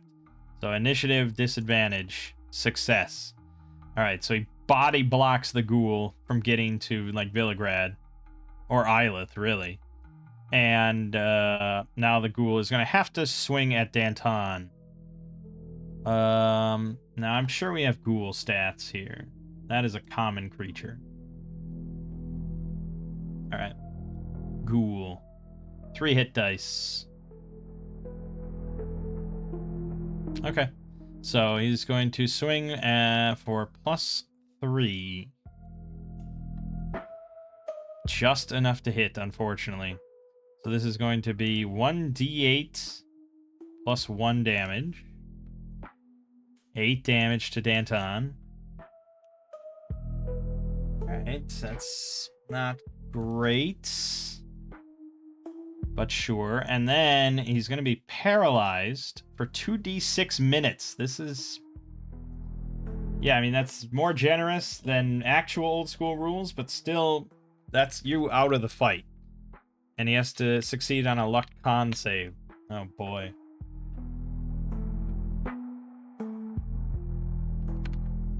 I don't like this. I don't like this at all. Okay. Luck con, here we go. Great success, baby! Dude, my rolls have been ridiculous tonight. But his luck is going down quite a bit. Okay. That's its turn. That's all it's got. So Danton now is going to counterattack. And he misses. Shame. Corin is going to shoot. Crit! 11 damage to this little bastard. And he has 3 hit dice, so we're looking at 13? Yeah, 13. So nearly killed it. Nearly killed it. We could do a minor exploit. I just want some guideline on ranged minor exploits. That's all I want. I may actually ask in the Discord. It's very against my nature to ever interact with another human being. But I'm so desperate to just know what the designer thinks about ranged minor exploits. For now, I guess we'll just skip it. I mean, I've been doing perception checks, but I don't know. It doesn't seem right. Because the only guideline I have is opposed checks. But it's not going to be perception opposed by perception. It could be perception opposed by dexterity. I suppose that's the best way to do it. So we're going to do it that way. Perception opposed by dexterity. We got a 5. Yeah, okay, he failed. So he's going to go prone. We hit him right in the knee or something. And he just... and he drops to the ground. Tress will capitalize on this grave mistake. +3 with Danton there. Critical fumble. He's on the ground, though, so I'm not... I don't know. Yeah, I guess I'll give him a counter attack, but it's going to be at -2.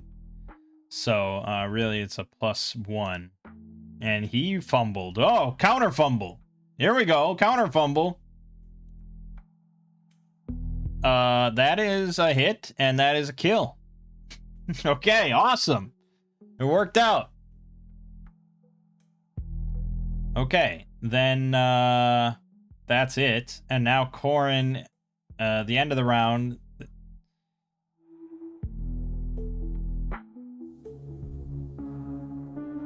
Yeah, okay, so the end of the round. And now we're going to roll... Well, yeah, all right. We'll just do the perception versus dexterity thing. We'll see if we notice. Combat is over, so I don't think she's distracted. So I guess we'll just do a normal roll. Oh, 19 is pretty bad. Yep, okay, she does not notice. That's very bad. It's going to get advantage on this attack roll then. And this is +3 with advantage. Oh yeah, definite hit. So 1d8 plus 1. Ooh, 9 damage. Brings her down to 6, and she has to make the luck con save. Terrible failure. Reroll. Terrible failure. Okay, so she is paralyzed. She slumps to the ground. Paralyzed for 7 minutes. Okay. And now we roll initiative. Are we counting this as a separate fight? Well, no, I mean, either way, I guess. Okay, good. Well, Danton's just going to turn around and charge in again. I keep picturing, like, Monster Hunter, like, Lance charge, you know? That's what Danton does left and right. And he's not fucking about with his paralysis. So he's going to use long reach to get a free attack. Okay, good. That's definitely a hit for 4 damage. He's going to try to trip him. It's going to be hard to beat. Oh, you definitely did not beat it, so he's tripped. For my regular attack now, +2. That is another hit for 8 total out of, what did we say, 12, 13? 13. So he's got 5 health left. Tress will move in. This is now going to be +3. And that's it. Done. Okay. So we just gotta wait out the paralysis now.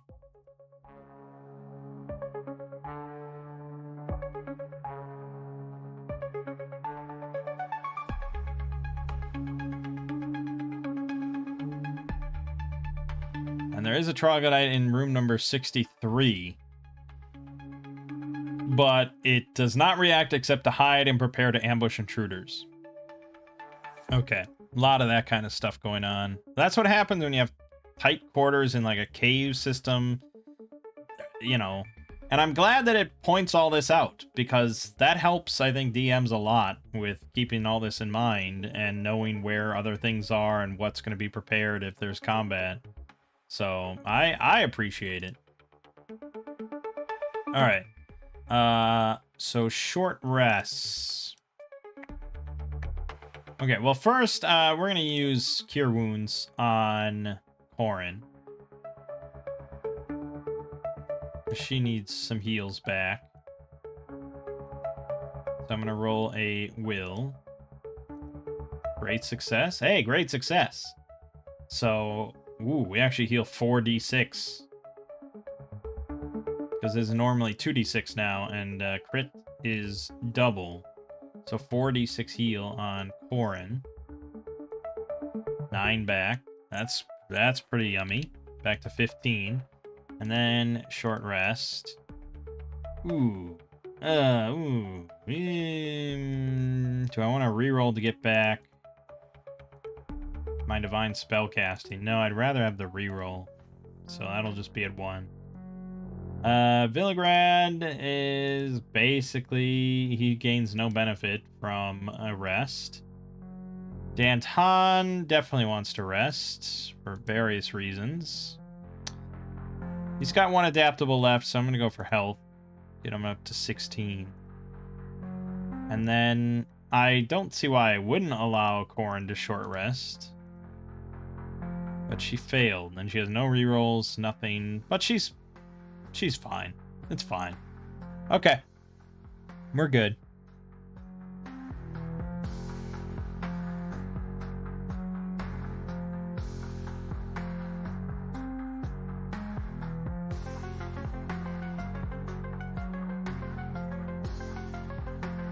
So now we're going to continue south to go to 63. This chamber stinks of decaying fish and something even more horrid. A low wooden table sits between a pair of turbid pools. Scraps of dismembered fish and globs of old fish guts stain the tabletop. The quarry's evil clerics raise mud tigers in here. The south pool contains a mud tiger that is ready to lay eggs. The north pool teems with little mud tigers, each no larger than a human's index finger. A troglodyte always works here, tending to all the mud tigers, but taking special care to keep the fingerlings in the north pool fed. Every hour or so, the troglodyte takes fish from a half-dozen baskets stashed under the table, chops them to bits with a cleaver, and tosses the mess into the north pool. A few times each day, it feeds the adult mud tiger a whole fish.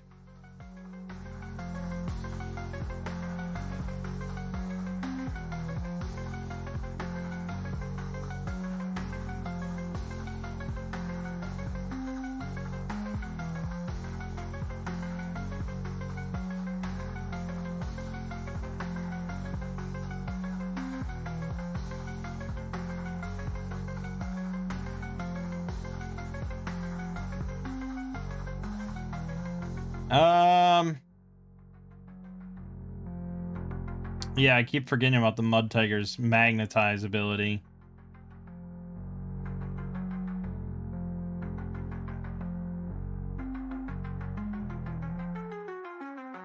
Where you get, like, -2, I guess, if you're using a metal weapon.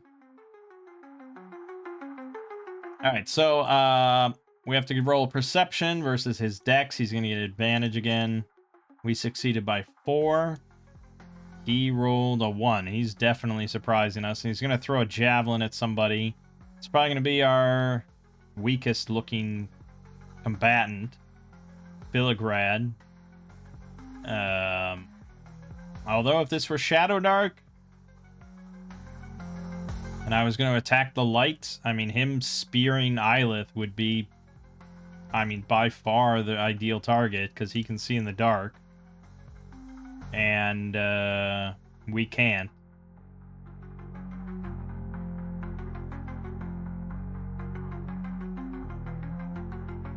And I guess if you never threaten the hirelings whatsoever, then it's basically just you just deduct 3 gold every day. And then you don't have to worry almost at all about carrying capacity. So, yeah, I mean, I probably should attack the hirelings, but it just feels so evil. Especially like a sneak attack javelin throw like this, where there's just no option. It's just like, yeah, your hireling dead, and now you don't have a light.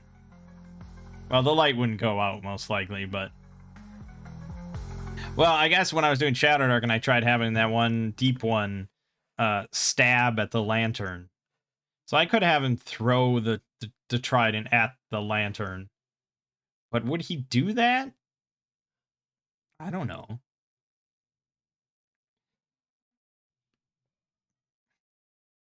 I mean, it is one troglodyte against 5 people walking into his room. But this is what happens. This is what happens. So I guess yeah, he'll throw it at Viligrad with advantage. That is definitely a hit. And this is probably going to be a d6 damage. 3 damage to Viligrad. It's practically nothing. And now combat initiates. We fail, so he's going to now charge in with his battle axe. It's still not quite clear why he gets a bite attack in addition to his battle axe. That does not seem to be the case in the actual stat blocks. But these are special troglodytes. So he's going to charge into Viligrad to finish what he started. I guess I'll have Danton try to body block again with disadvantage because he hasn't gone yet. Okay, he succeeded again. Alright, so this thing's swinging against Danton now. And natural 19. I'm going to remember it this time. This is blade trauma on Danton. So D4 plus 1, 2 damage, plus 5, 7 damage to Danton. Down to 9. And we're rolling, okay, 7. That doesn't sound good. That doesn't sound good. I'm gonna find it. 7 blade trauma. Shorn ear. Has to make a luck dex save. Otherwise, his ear is lost. This is pretty shitty.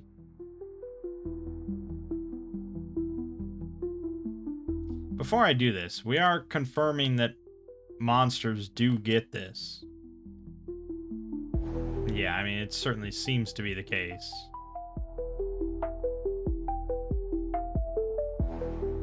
It mentions, like, claw attacks and stuff.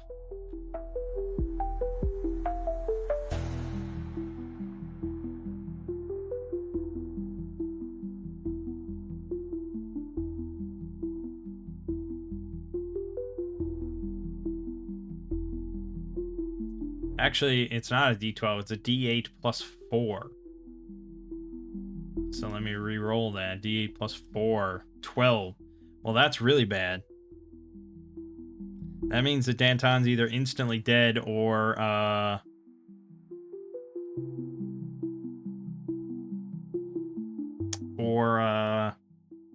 he goes to 0. Which is also not good, because he might just die anyways. This is all luck saves, and his luck is abysmal right now. That's pretty bad. We could try a rescue. To, like, push him out of the way or something. This is the point of rescues. So I guess Tress will try to rescue him.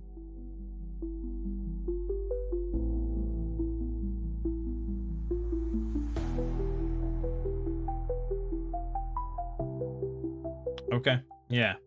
Why not? So she has to succeed on initiative. She does. And then this is going to be luck, dex, or strength. I mean, either one. It doesn't matter. One of the two. Is this supposed to be an oracle one? No. Okay, it's normal. Great success. She rolled a 1. So she rescues him, she pushes him out of the way, and I won't nullify the damage, but I'll nullify the trauma. Because insta-kill is very scary. Very scary. Yeah, well, yeah, I mean, okay, we can go all through, we can kill loads of things, no problem, but yeah, one lucky roll can end your life. I probably could choose to have sundered my shield, though. Where would that be under? Equipment. Shields. Negate the hit or damage. Yeah, so it would negate the entire hit.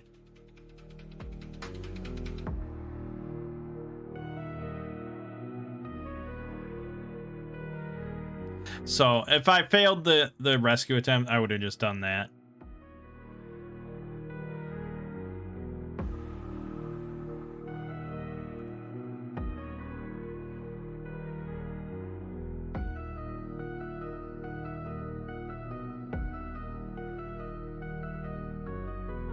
Okay, hold on. So, I haven't done this, but you can do a shield bash.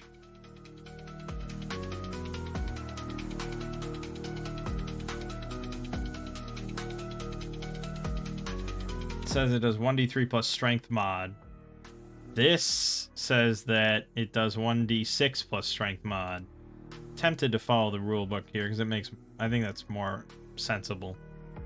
So, yeah, so, but you make the second attack at disadvantage and you lose shield benefits until the end. But it's only 1 AC. It's not that big of a deal.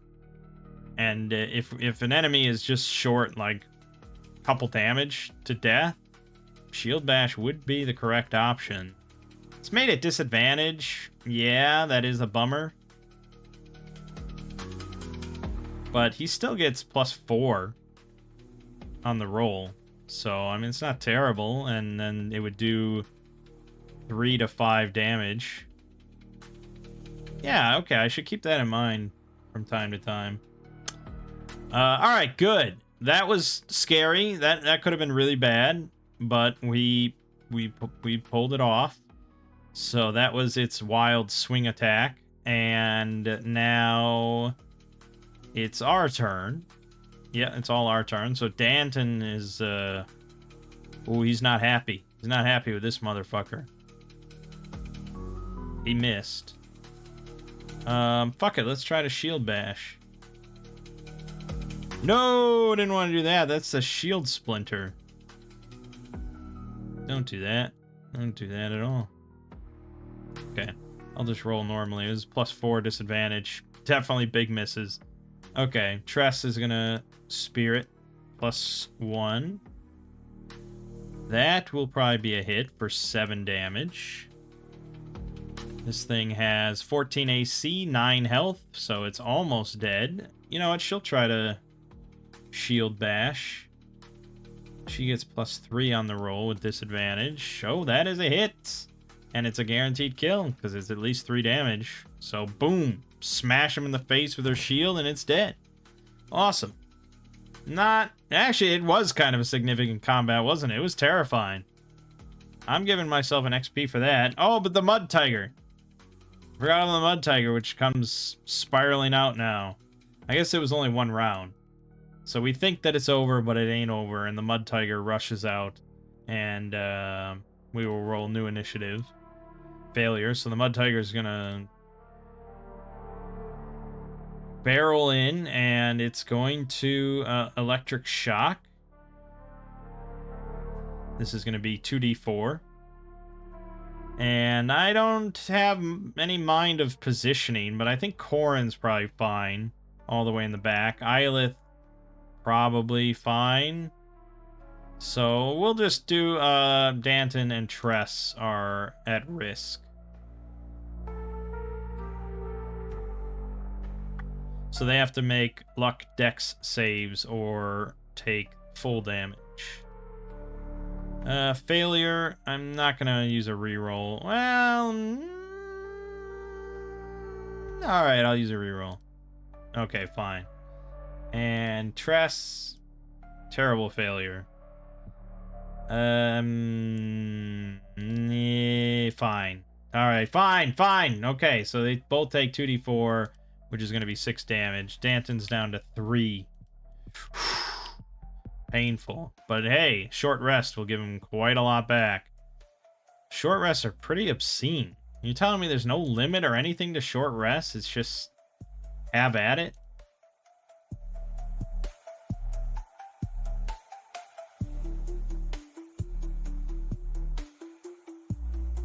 Maybe I'm giving it just... I'm giving it away far too freely. Like, I don't know. I wouldn't mind a little bit more guidance on what's recommended for a significant combat. But a significant combat is the same term they use for giving out 1 XP.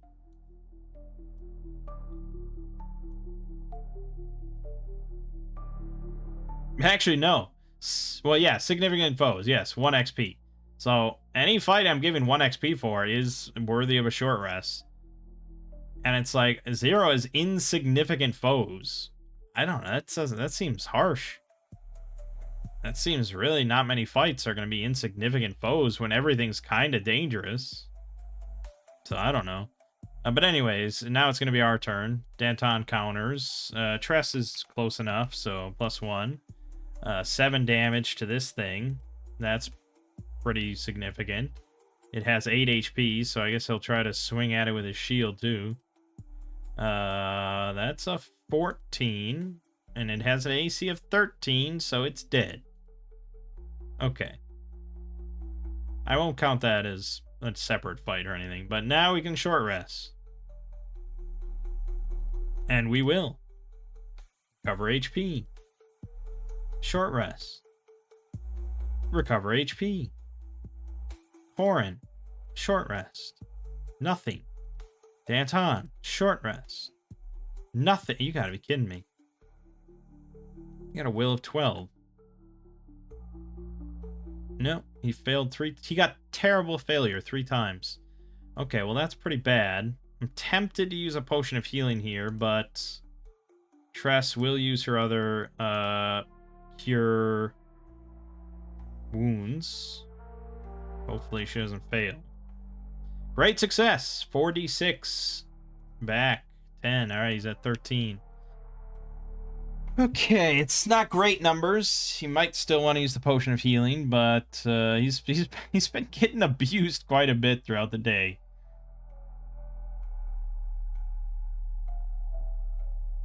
I mean, we'll check around the room. We see all the little baby mud tigers in the pool. We probably avoid that. So, not much else to say. We continue up to 64.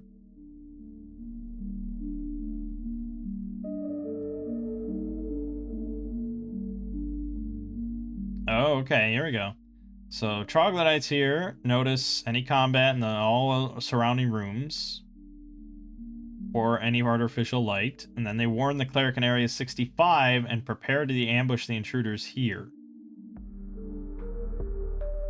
Okay, so there's going to be a big ambush here with an evil cleric as well.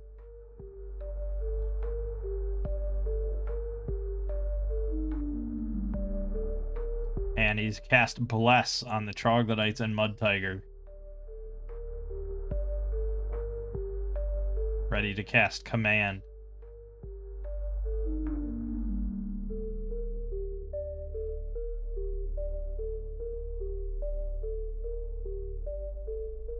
Shit, this is gonna be a fucking fight and a half.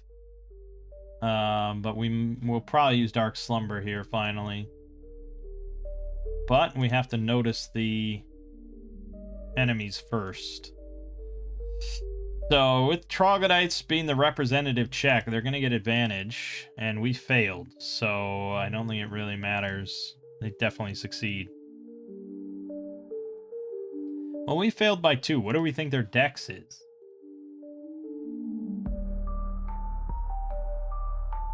Damn, we don't have stats for a fucking troglodyte. What's the rough equivalent? A Scorn? Beastmen? I mean, it's kind of equivalent. And they have a dex of 10. That might actually... We might not have failed, actually. Just because Corrin's perception is so obscene. For them to have succeeded on the stealth, they would have to have...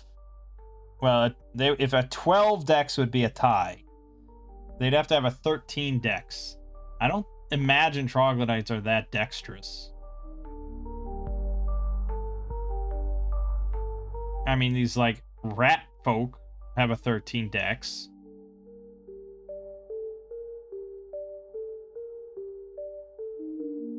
I don't know. There's serpent men. Okay. And serpent men have a 13 dex. Okay, I guess it is possible.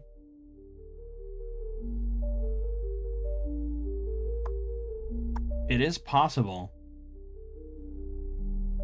I just wish I had some stats, but they didn't give stats back in these days. I don't know when monsters started getting actual stat blocks like that.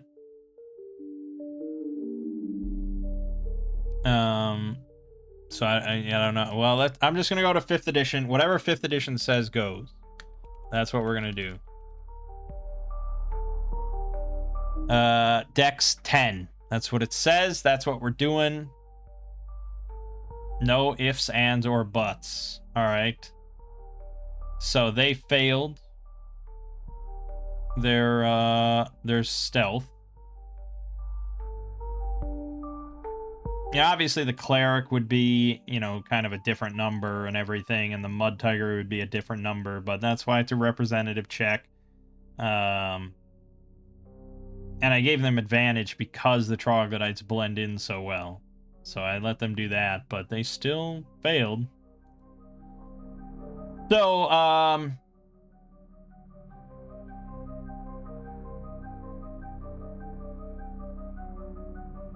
we definitely see the cleric crouching nearby and everything, so we're just gonna roll initiative and really, really hope this works.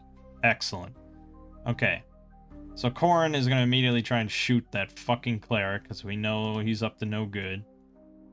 That is going to be a hit. For sure. And he has 9 HP, so that's close. Oh, wait a minute. Ho, ho, ho, ho. You thought I forgot. Fucking sharpshooter. We're going to roll this. Perception. Yep. Crit damage. Boom. Right through the eye socket. Dead. It's Ranger Craft done. Yes. Guaranteed crit damage on a hit is very juicy. I love it.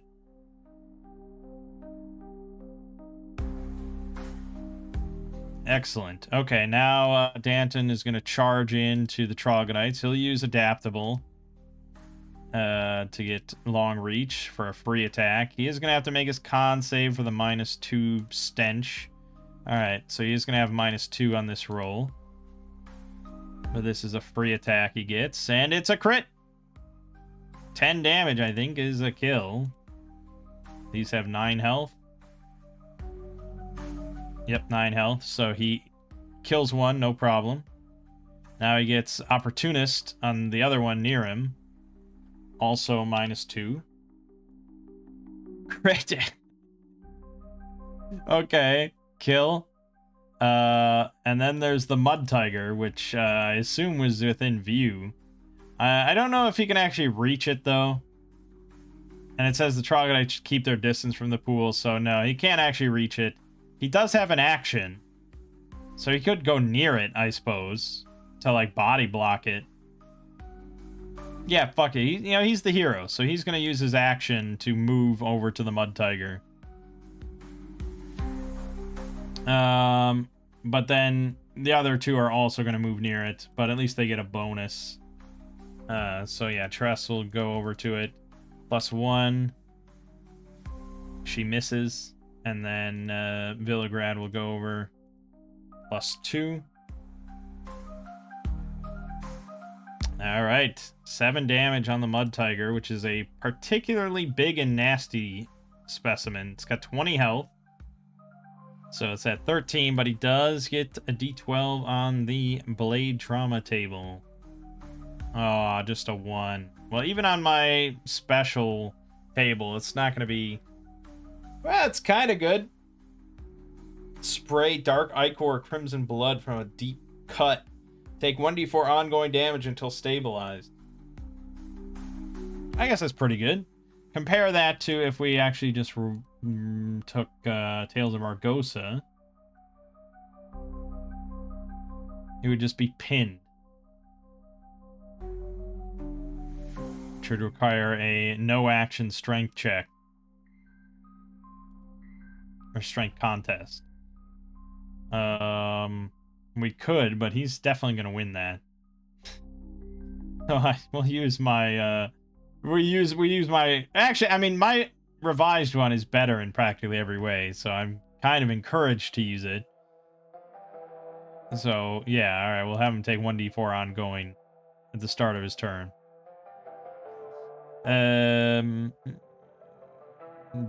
it's his turn. So he's going to take d4, 1. So he's 8 points down to 12. And now, of course, he's going to electrocute the 3 of us. So we all have to make luck dex checks. Okay, so she's going to take half. Villagrad will re-roll. Nice. Villagrad taking half. And Danton. No.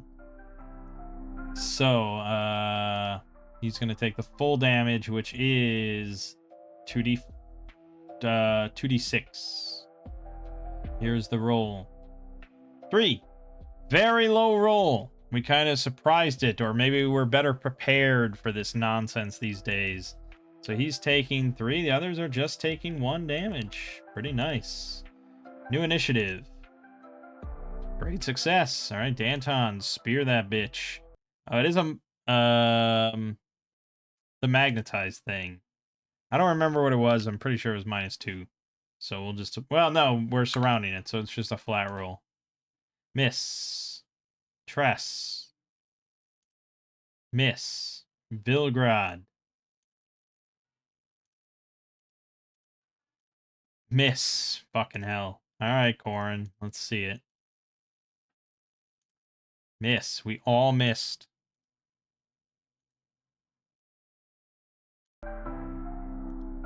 Great. All right, well, it gets to go.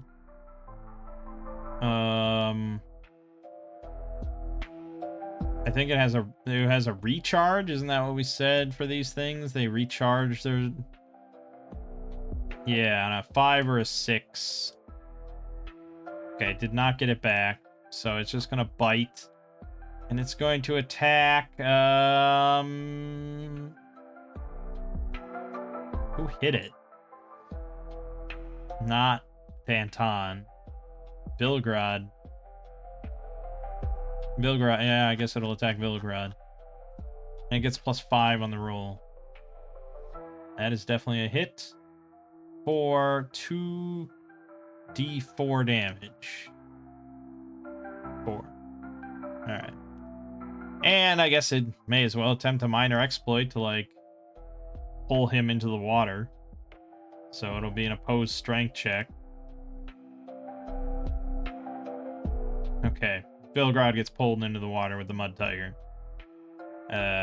Whether or not that means anything, I don't know. We'll see. It's new initiative, and now it's Corin. Okay. Yeah, I guess it does mean something, because the Mud Tiger is going to roll, see if it gets its shock back. It doesn't, but now it's going to bite Vilgrad. And Vilgrad is prone. So this is a d20 plus 7. Oh yeah, another hit for 2d4. Just 2. Okay, we're very hardy. You ever notice that? Mostly pretty hardy unless a battle axe just nicks our jugular. Alright, Corin, shoot it. Bring it down. No, you missed. Danton, come on. Get in there. Crit. Well, it was at 12. And then Blade Trauma. It's pretty minor. Oh, yeah, it was taking 1d4. Okay, it's dead. Yeah, it's definitely dead now. We're good. Even if I rolled 1s on both, it would be dead. So, awesome. That was a significant encounter. For sure.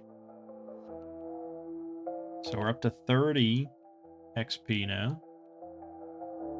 And we will, of course, short rest because it was a significant encounter.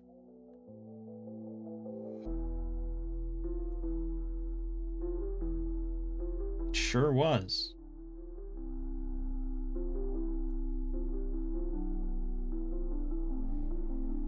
Wow. Wow, much heal, much heal, much heal, and an ability use. Divine spellcasting. Vilgrad's been beat up. Yes, he will heal. And he will heal. And Corin, I guess, used Ranger Craft. Nope, nothing. And Danton always wants heals. More heal. And adaptable, yes. Good, good, good. All good in the sun. Everything's good. Next, we are going over to 65, where the cleric was.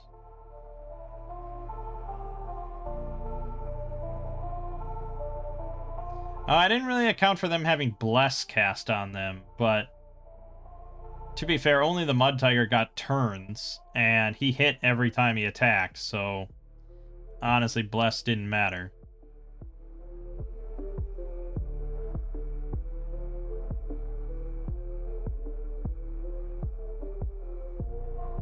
Did I never make it to Area 61? No, I still haven't gotten to 61 where the fungus is. Okay, so 65. Nook features a brazier full of glowing coals, a bed, and a table with a padded chair. An oil lamp set into the east wall lights the space.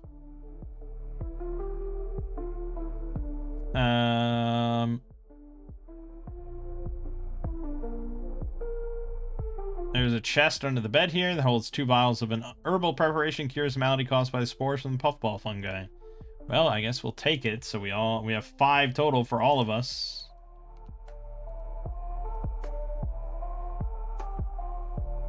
Okay, we will continue on. And yeah, fuck it. Let's go to 61. The air in this chamber reeks of death and decay despite a strong draft, which flows through the entrance and up a natural shaft as wide as a man's outstretched arms. Immediately below the shaft lies a huge mound of debris and rotting offal. A forest of vari-colored fungi covers the mound like a shaggy blanket. The rubbish is the normal sort, but some of the fungi growing on the mound is not. Among the fungi's stems and caps lie several puffball types, each about as big as a man's fist. Any rough contact with a puffball makes it burst, releasing a cloud in a 5-foot radius. Saving throw versus paralysis. Failure renders the subject paralyzed for 3 to 18 turns. Wow. So that's up to 3 hours. And then after regaining mobility, victims remain infected with the spores and die in 2 to 8 weeks unless they receive a cure. Okay. And we would recognize... Well, okay, I guess I'll see if Tress recognizes it. We'll have her roll Apothecary. She doesn't. But we see a bunch of trash covered in weird fungus. Why would we touch this? So I think we just skip that. And now, last but not least, we're going to go to Area 66 down here. We always assume that our mapping is very methodical and we note all entrances and exits and stuff. So we can actually clear out the whole dungeon. A bank of cloying fog fills the air in here. The vapor has a sulfurous smell. A steady gurgling and splashing is audible somewhere in the depths of the fog. A natural warm spring fills the large T-shaped pool in this chamber. Vapor from the heated water creates fog that fills the whole chamber, reducing visibility to 15 feet.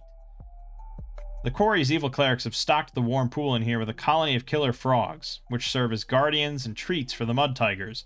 Currently 8 killer frogs bask in the water. The small round pool is full of cool water. Clerics keep it stocked with fish to feed the killer frogs and the mud tiger in Area 64. Frogs leap out of the pool and attack the moment anyone comes into sight. Only the Quarry's troglodytes can approach unscathed. Okay. Well, I mean, we're going to approach, so I guess we'll roll initiative. We failed, so 8 giant frogs are now going to leap out and attack us. And they each get 3 attacks.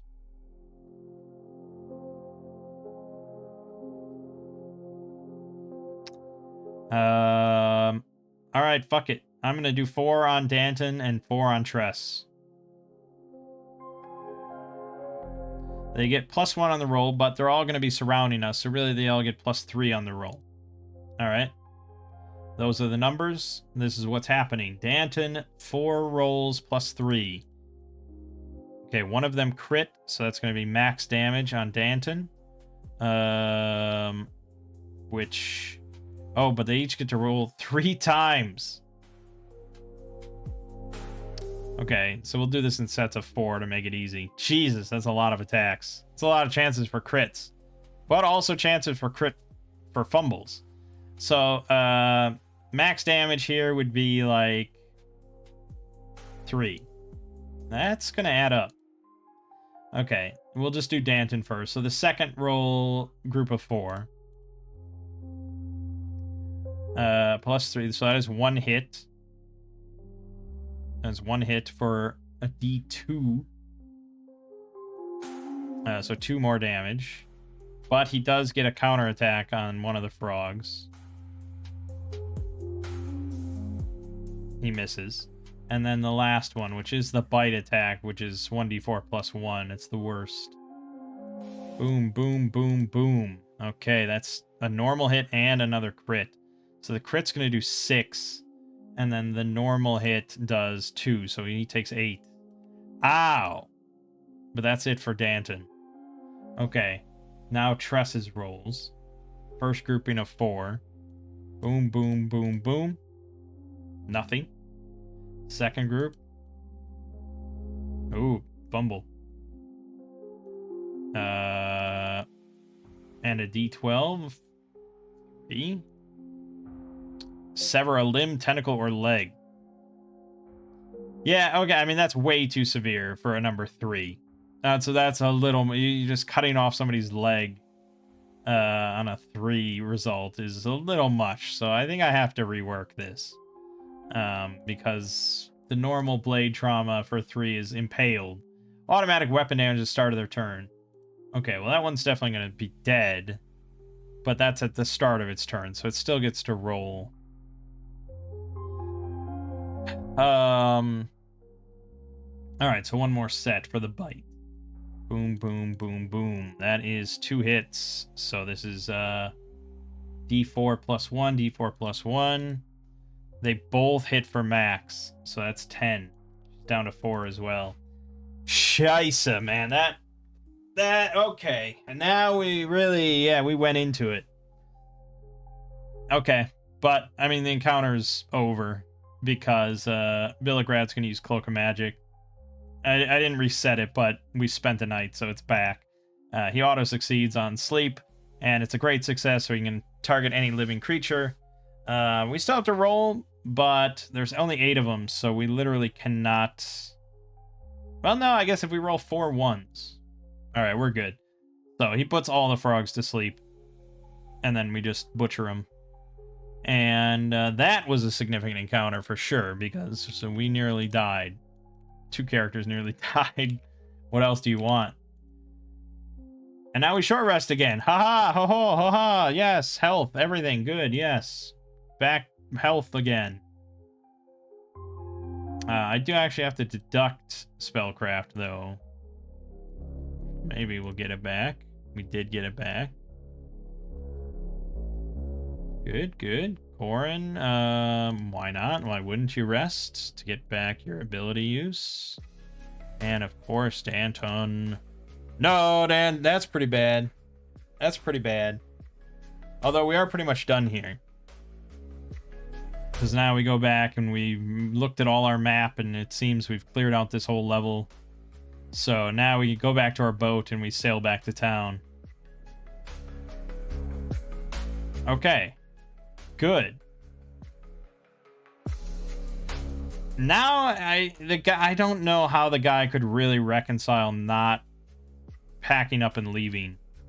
I feel like that might be it, but I want to do it all.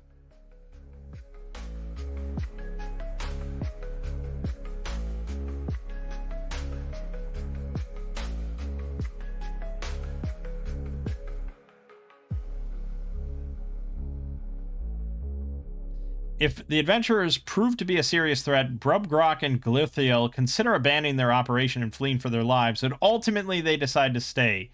They fear reprisals from others in the slaver network, so they make a stand instead.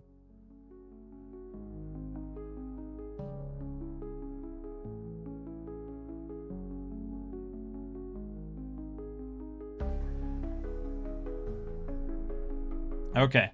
So he is going to stay, and we are going to... We know that we haven't resolved this, so we are going to have to make a third foray, but this time to the actual guardhouse, which is going to be probably the most dangerous part of it, based on the population numbers we saw. Look at this. There's 16 goblins during the day, 10 guards, a sergeant, Brubgrok, Glithiel, and then whatever the fuck these things are. Whatever a Nubgrot is. So, yeah, that's going to be a whole ball of worms as well. But we're going to spend the night back at the village. So we're going to recover 2 health across the board. Does not do much good for Danton. And remember, we don't recover spells or anything. Tress could cast Cure Wounds again, and then we wouldn't have it going into the situation tomorrow.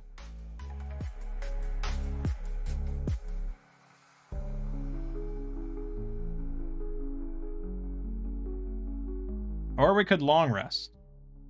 We might actually long rest, to be honest. We might let the situation sit for like 5 days, just to see if maybe the guy's gonna pack up and leave. Is that what we would want though, or do we want to? He's a slaver. We probably want to catch him and kill him. So yeah, maybe we don't long rest. Fuck, Danton's so low. If he had just succeeded on that short rest, damn it, man. All right, fuck it. I need health if we're going to be going into this. So, Tress will use Divine Spellcasting. Awesome. Great success. 46, 13 back. Now we're in business. Okay, now I'm happy. Yeah, so that's where we'll pick up next time, is finishing off this adventure. We've done very well for ourselves so far. Oh, we're level 3. Hold up. 3. Boom. Boom.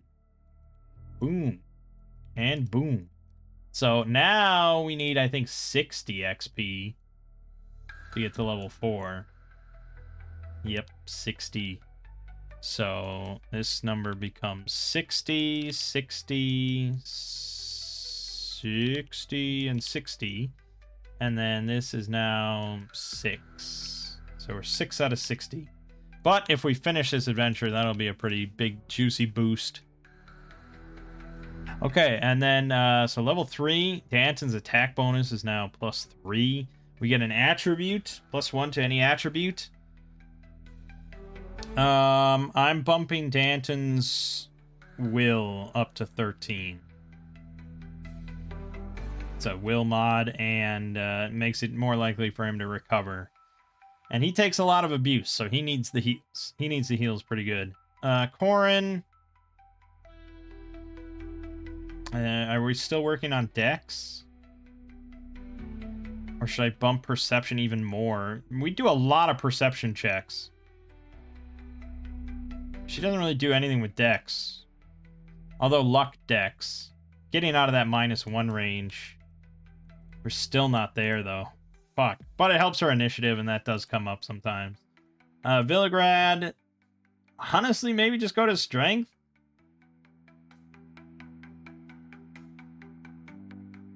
I think we were putting points into Will, but he almost never casts spells, and mostly he just spears things. So, fuck it, I'm going to put it into Strength. We'll get to a +1 eventually. Tress, honestly, could kind of go anywhere. We could put it into Will to just make sure she does heal when she needs to heal. Otherwise, Con could work.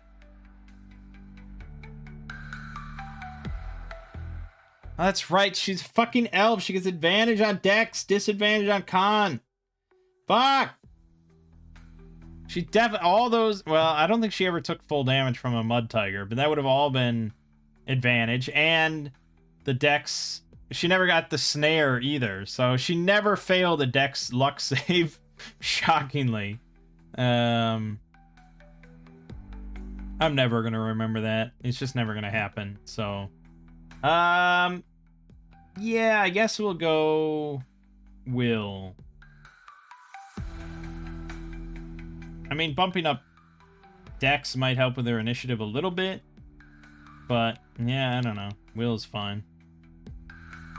Okay, so that's all the attributes. And then the we get another spell.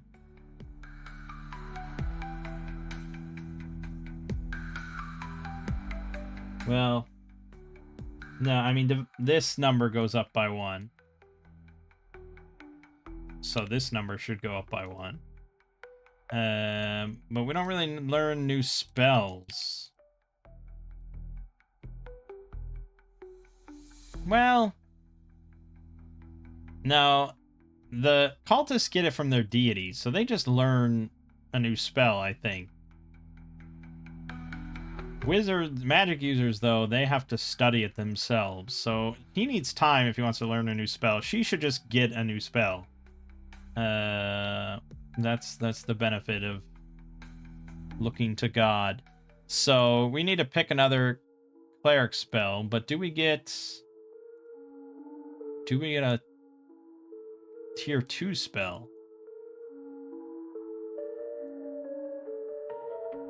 We do get a tier 2 spell. Ho ho ho ho ho ho ho ho. Oh man, there's so many options. Holy shit. Slumber. Bless. Oh, Blind Deafen. We know that's good. Fuck. I might take that.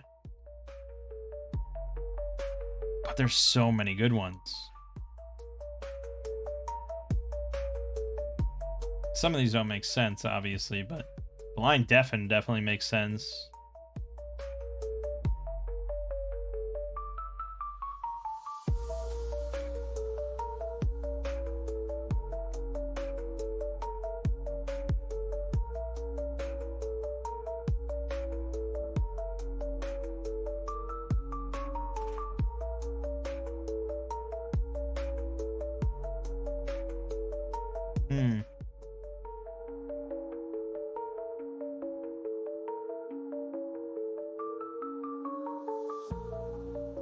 A lot of choices, man.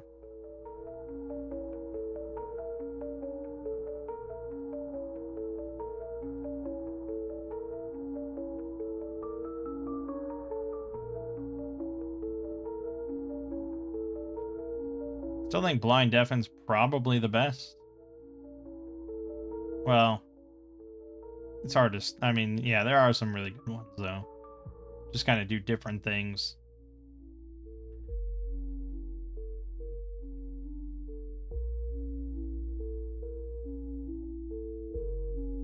Although this one doesn't make any sense. Duration instant. But it grants them advantage on attacks and checks to resist magic effects. Grants +2 AC and heals 1 hit point. For how long, man? You gotta put in how long that lasts. You can't just say that. There's a bunch of things that just don't really matter too much to me as like a solo player that just does modules and... But a lot of these would be really nice to have if I was just playing.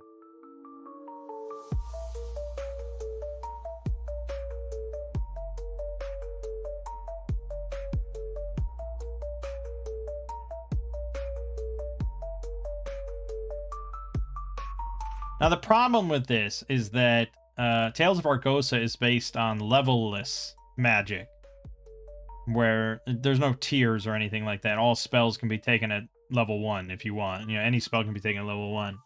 So these are all more powerful effects. Man, that's because it's based on like D&D, Vancian magic.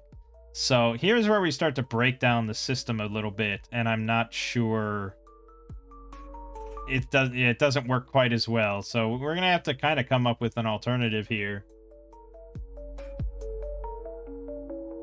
I mean, you could do it so that it takes a number of your spell casts, like it takes 2 uses, but that's really not worth it, and that's not how it should work. So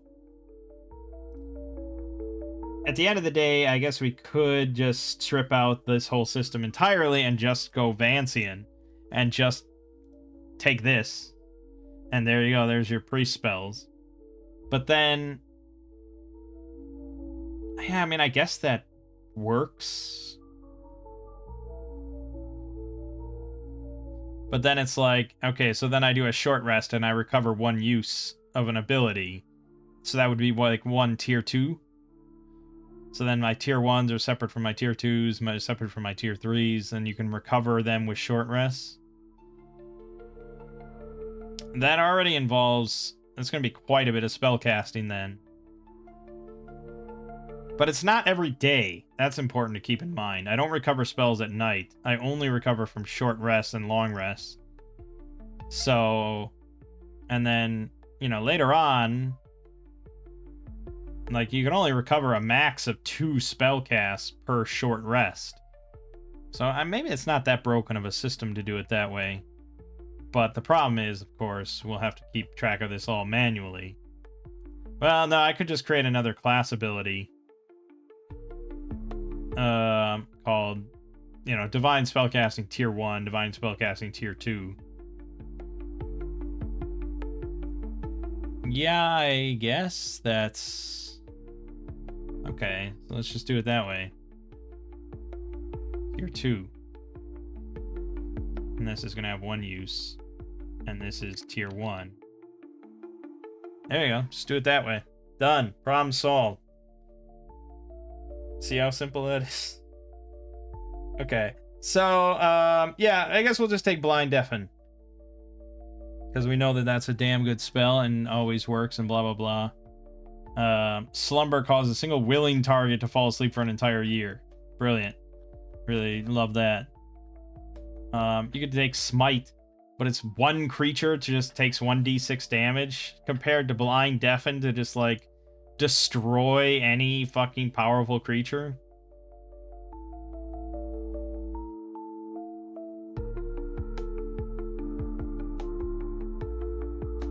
Yeah, I mean, Turncoat would be good, except it just causes the target to retreat and come up with a new plan as if their allies were all slain. Yeah, it doesn't actually cause them to, like, fight each other. So, yeah, we will go with Blind Deafen, because we know that it's potent. It is a focus spell, so we'll have to introduce that, but it's basically the same thing. You just have to do a new will check every round.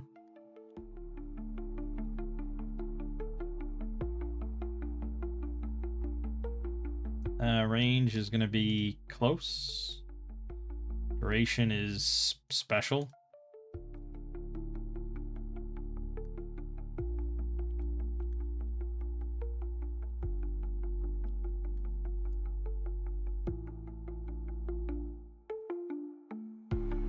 And it's fucking no save, guaranteed, and just no matter what, unless it's like just some crazy creature or it's immune to it or whatever, no matter what, it's going to be blind for at least one round if you succeed the first round. And that is really quite potent. So that's going to do that. We are going to have to add in tier 2 so we know. Okay, and that's that. And then Villagrad will someday get more spells. I think he follows the same sort of progression. Same numerical. Actually, he gets 4. Do I want to break this open? I guess if I'm going to a higher fantasy game, I suppose I should. So we're going to break that to... We're going to change that to 4 for tier 1.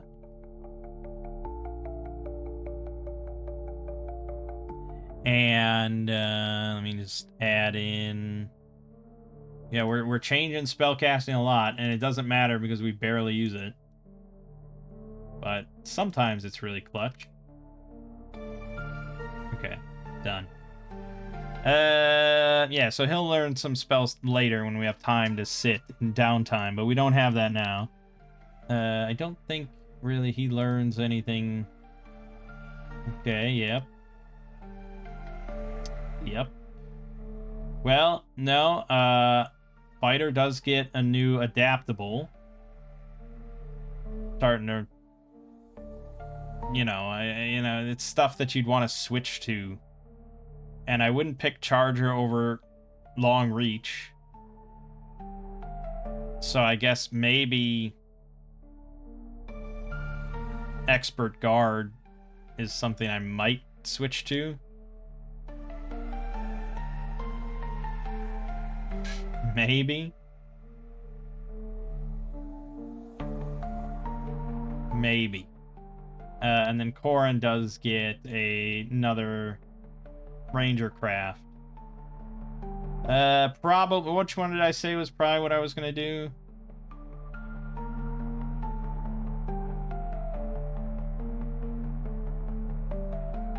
Oh, my new one. That's right. Fuck. Unceasing Hunt or something, I think it was called. Fuck. Okay, yeah, Unceasing Hunt is what we'll call it. Ability, yes. Just duty bound becomes advantage.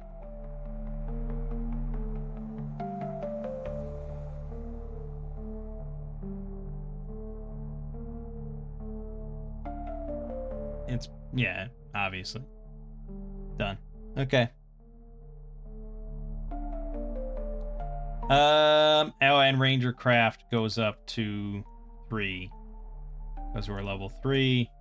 Adaptable goes up to 3 because we're 3. And that should be all the level ups. Technically, Sense Magic maybe is at 3 as well.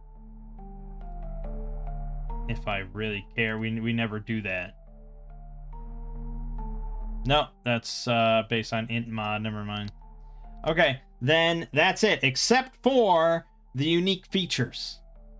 Every character gets a unique feature designed from scratch or selected from the list.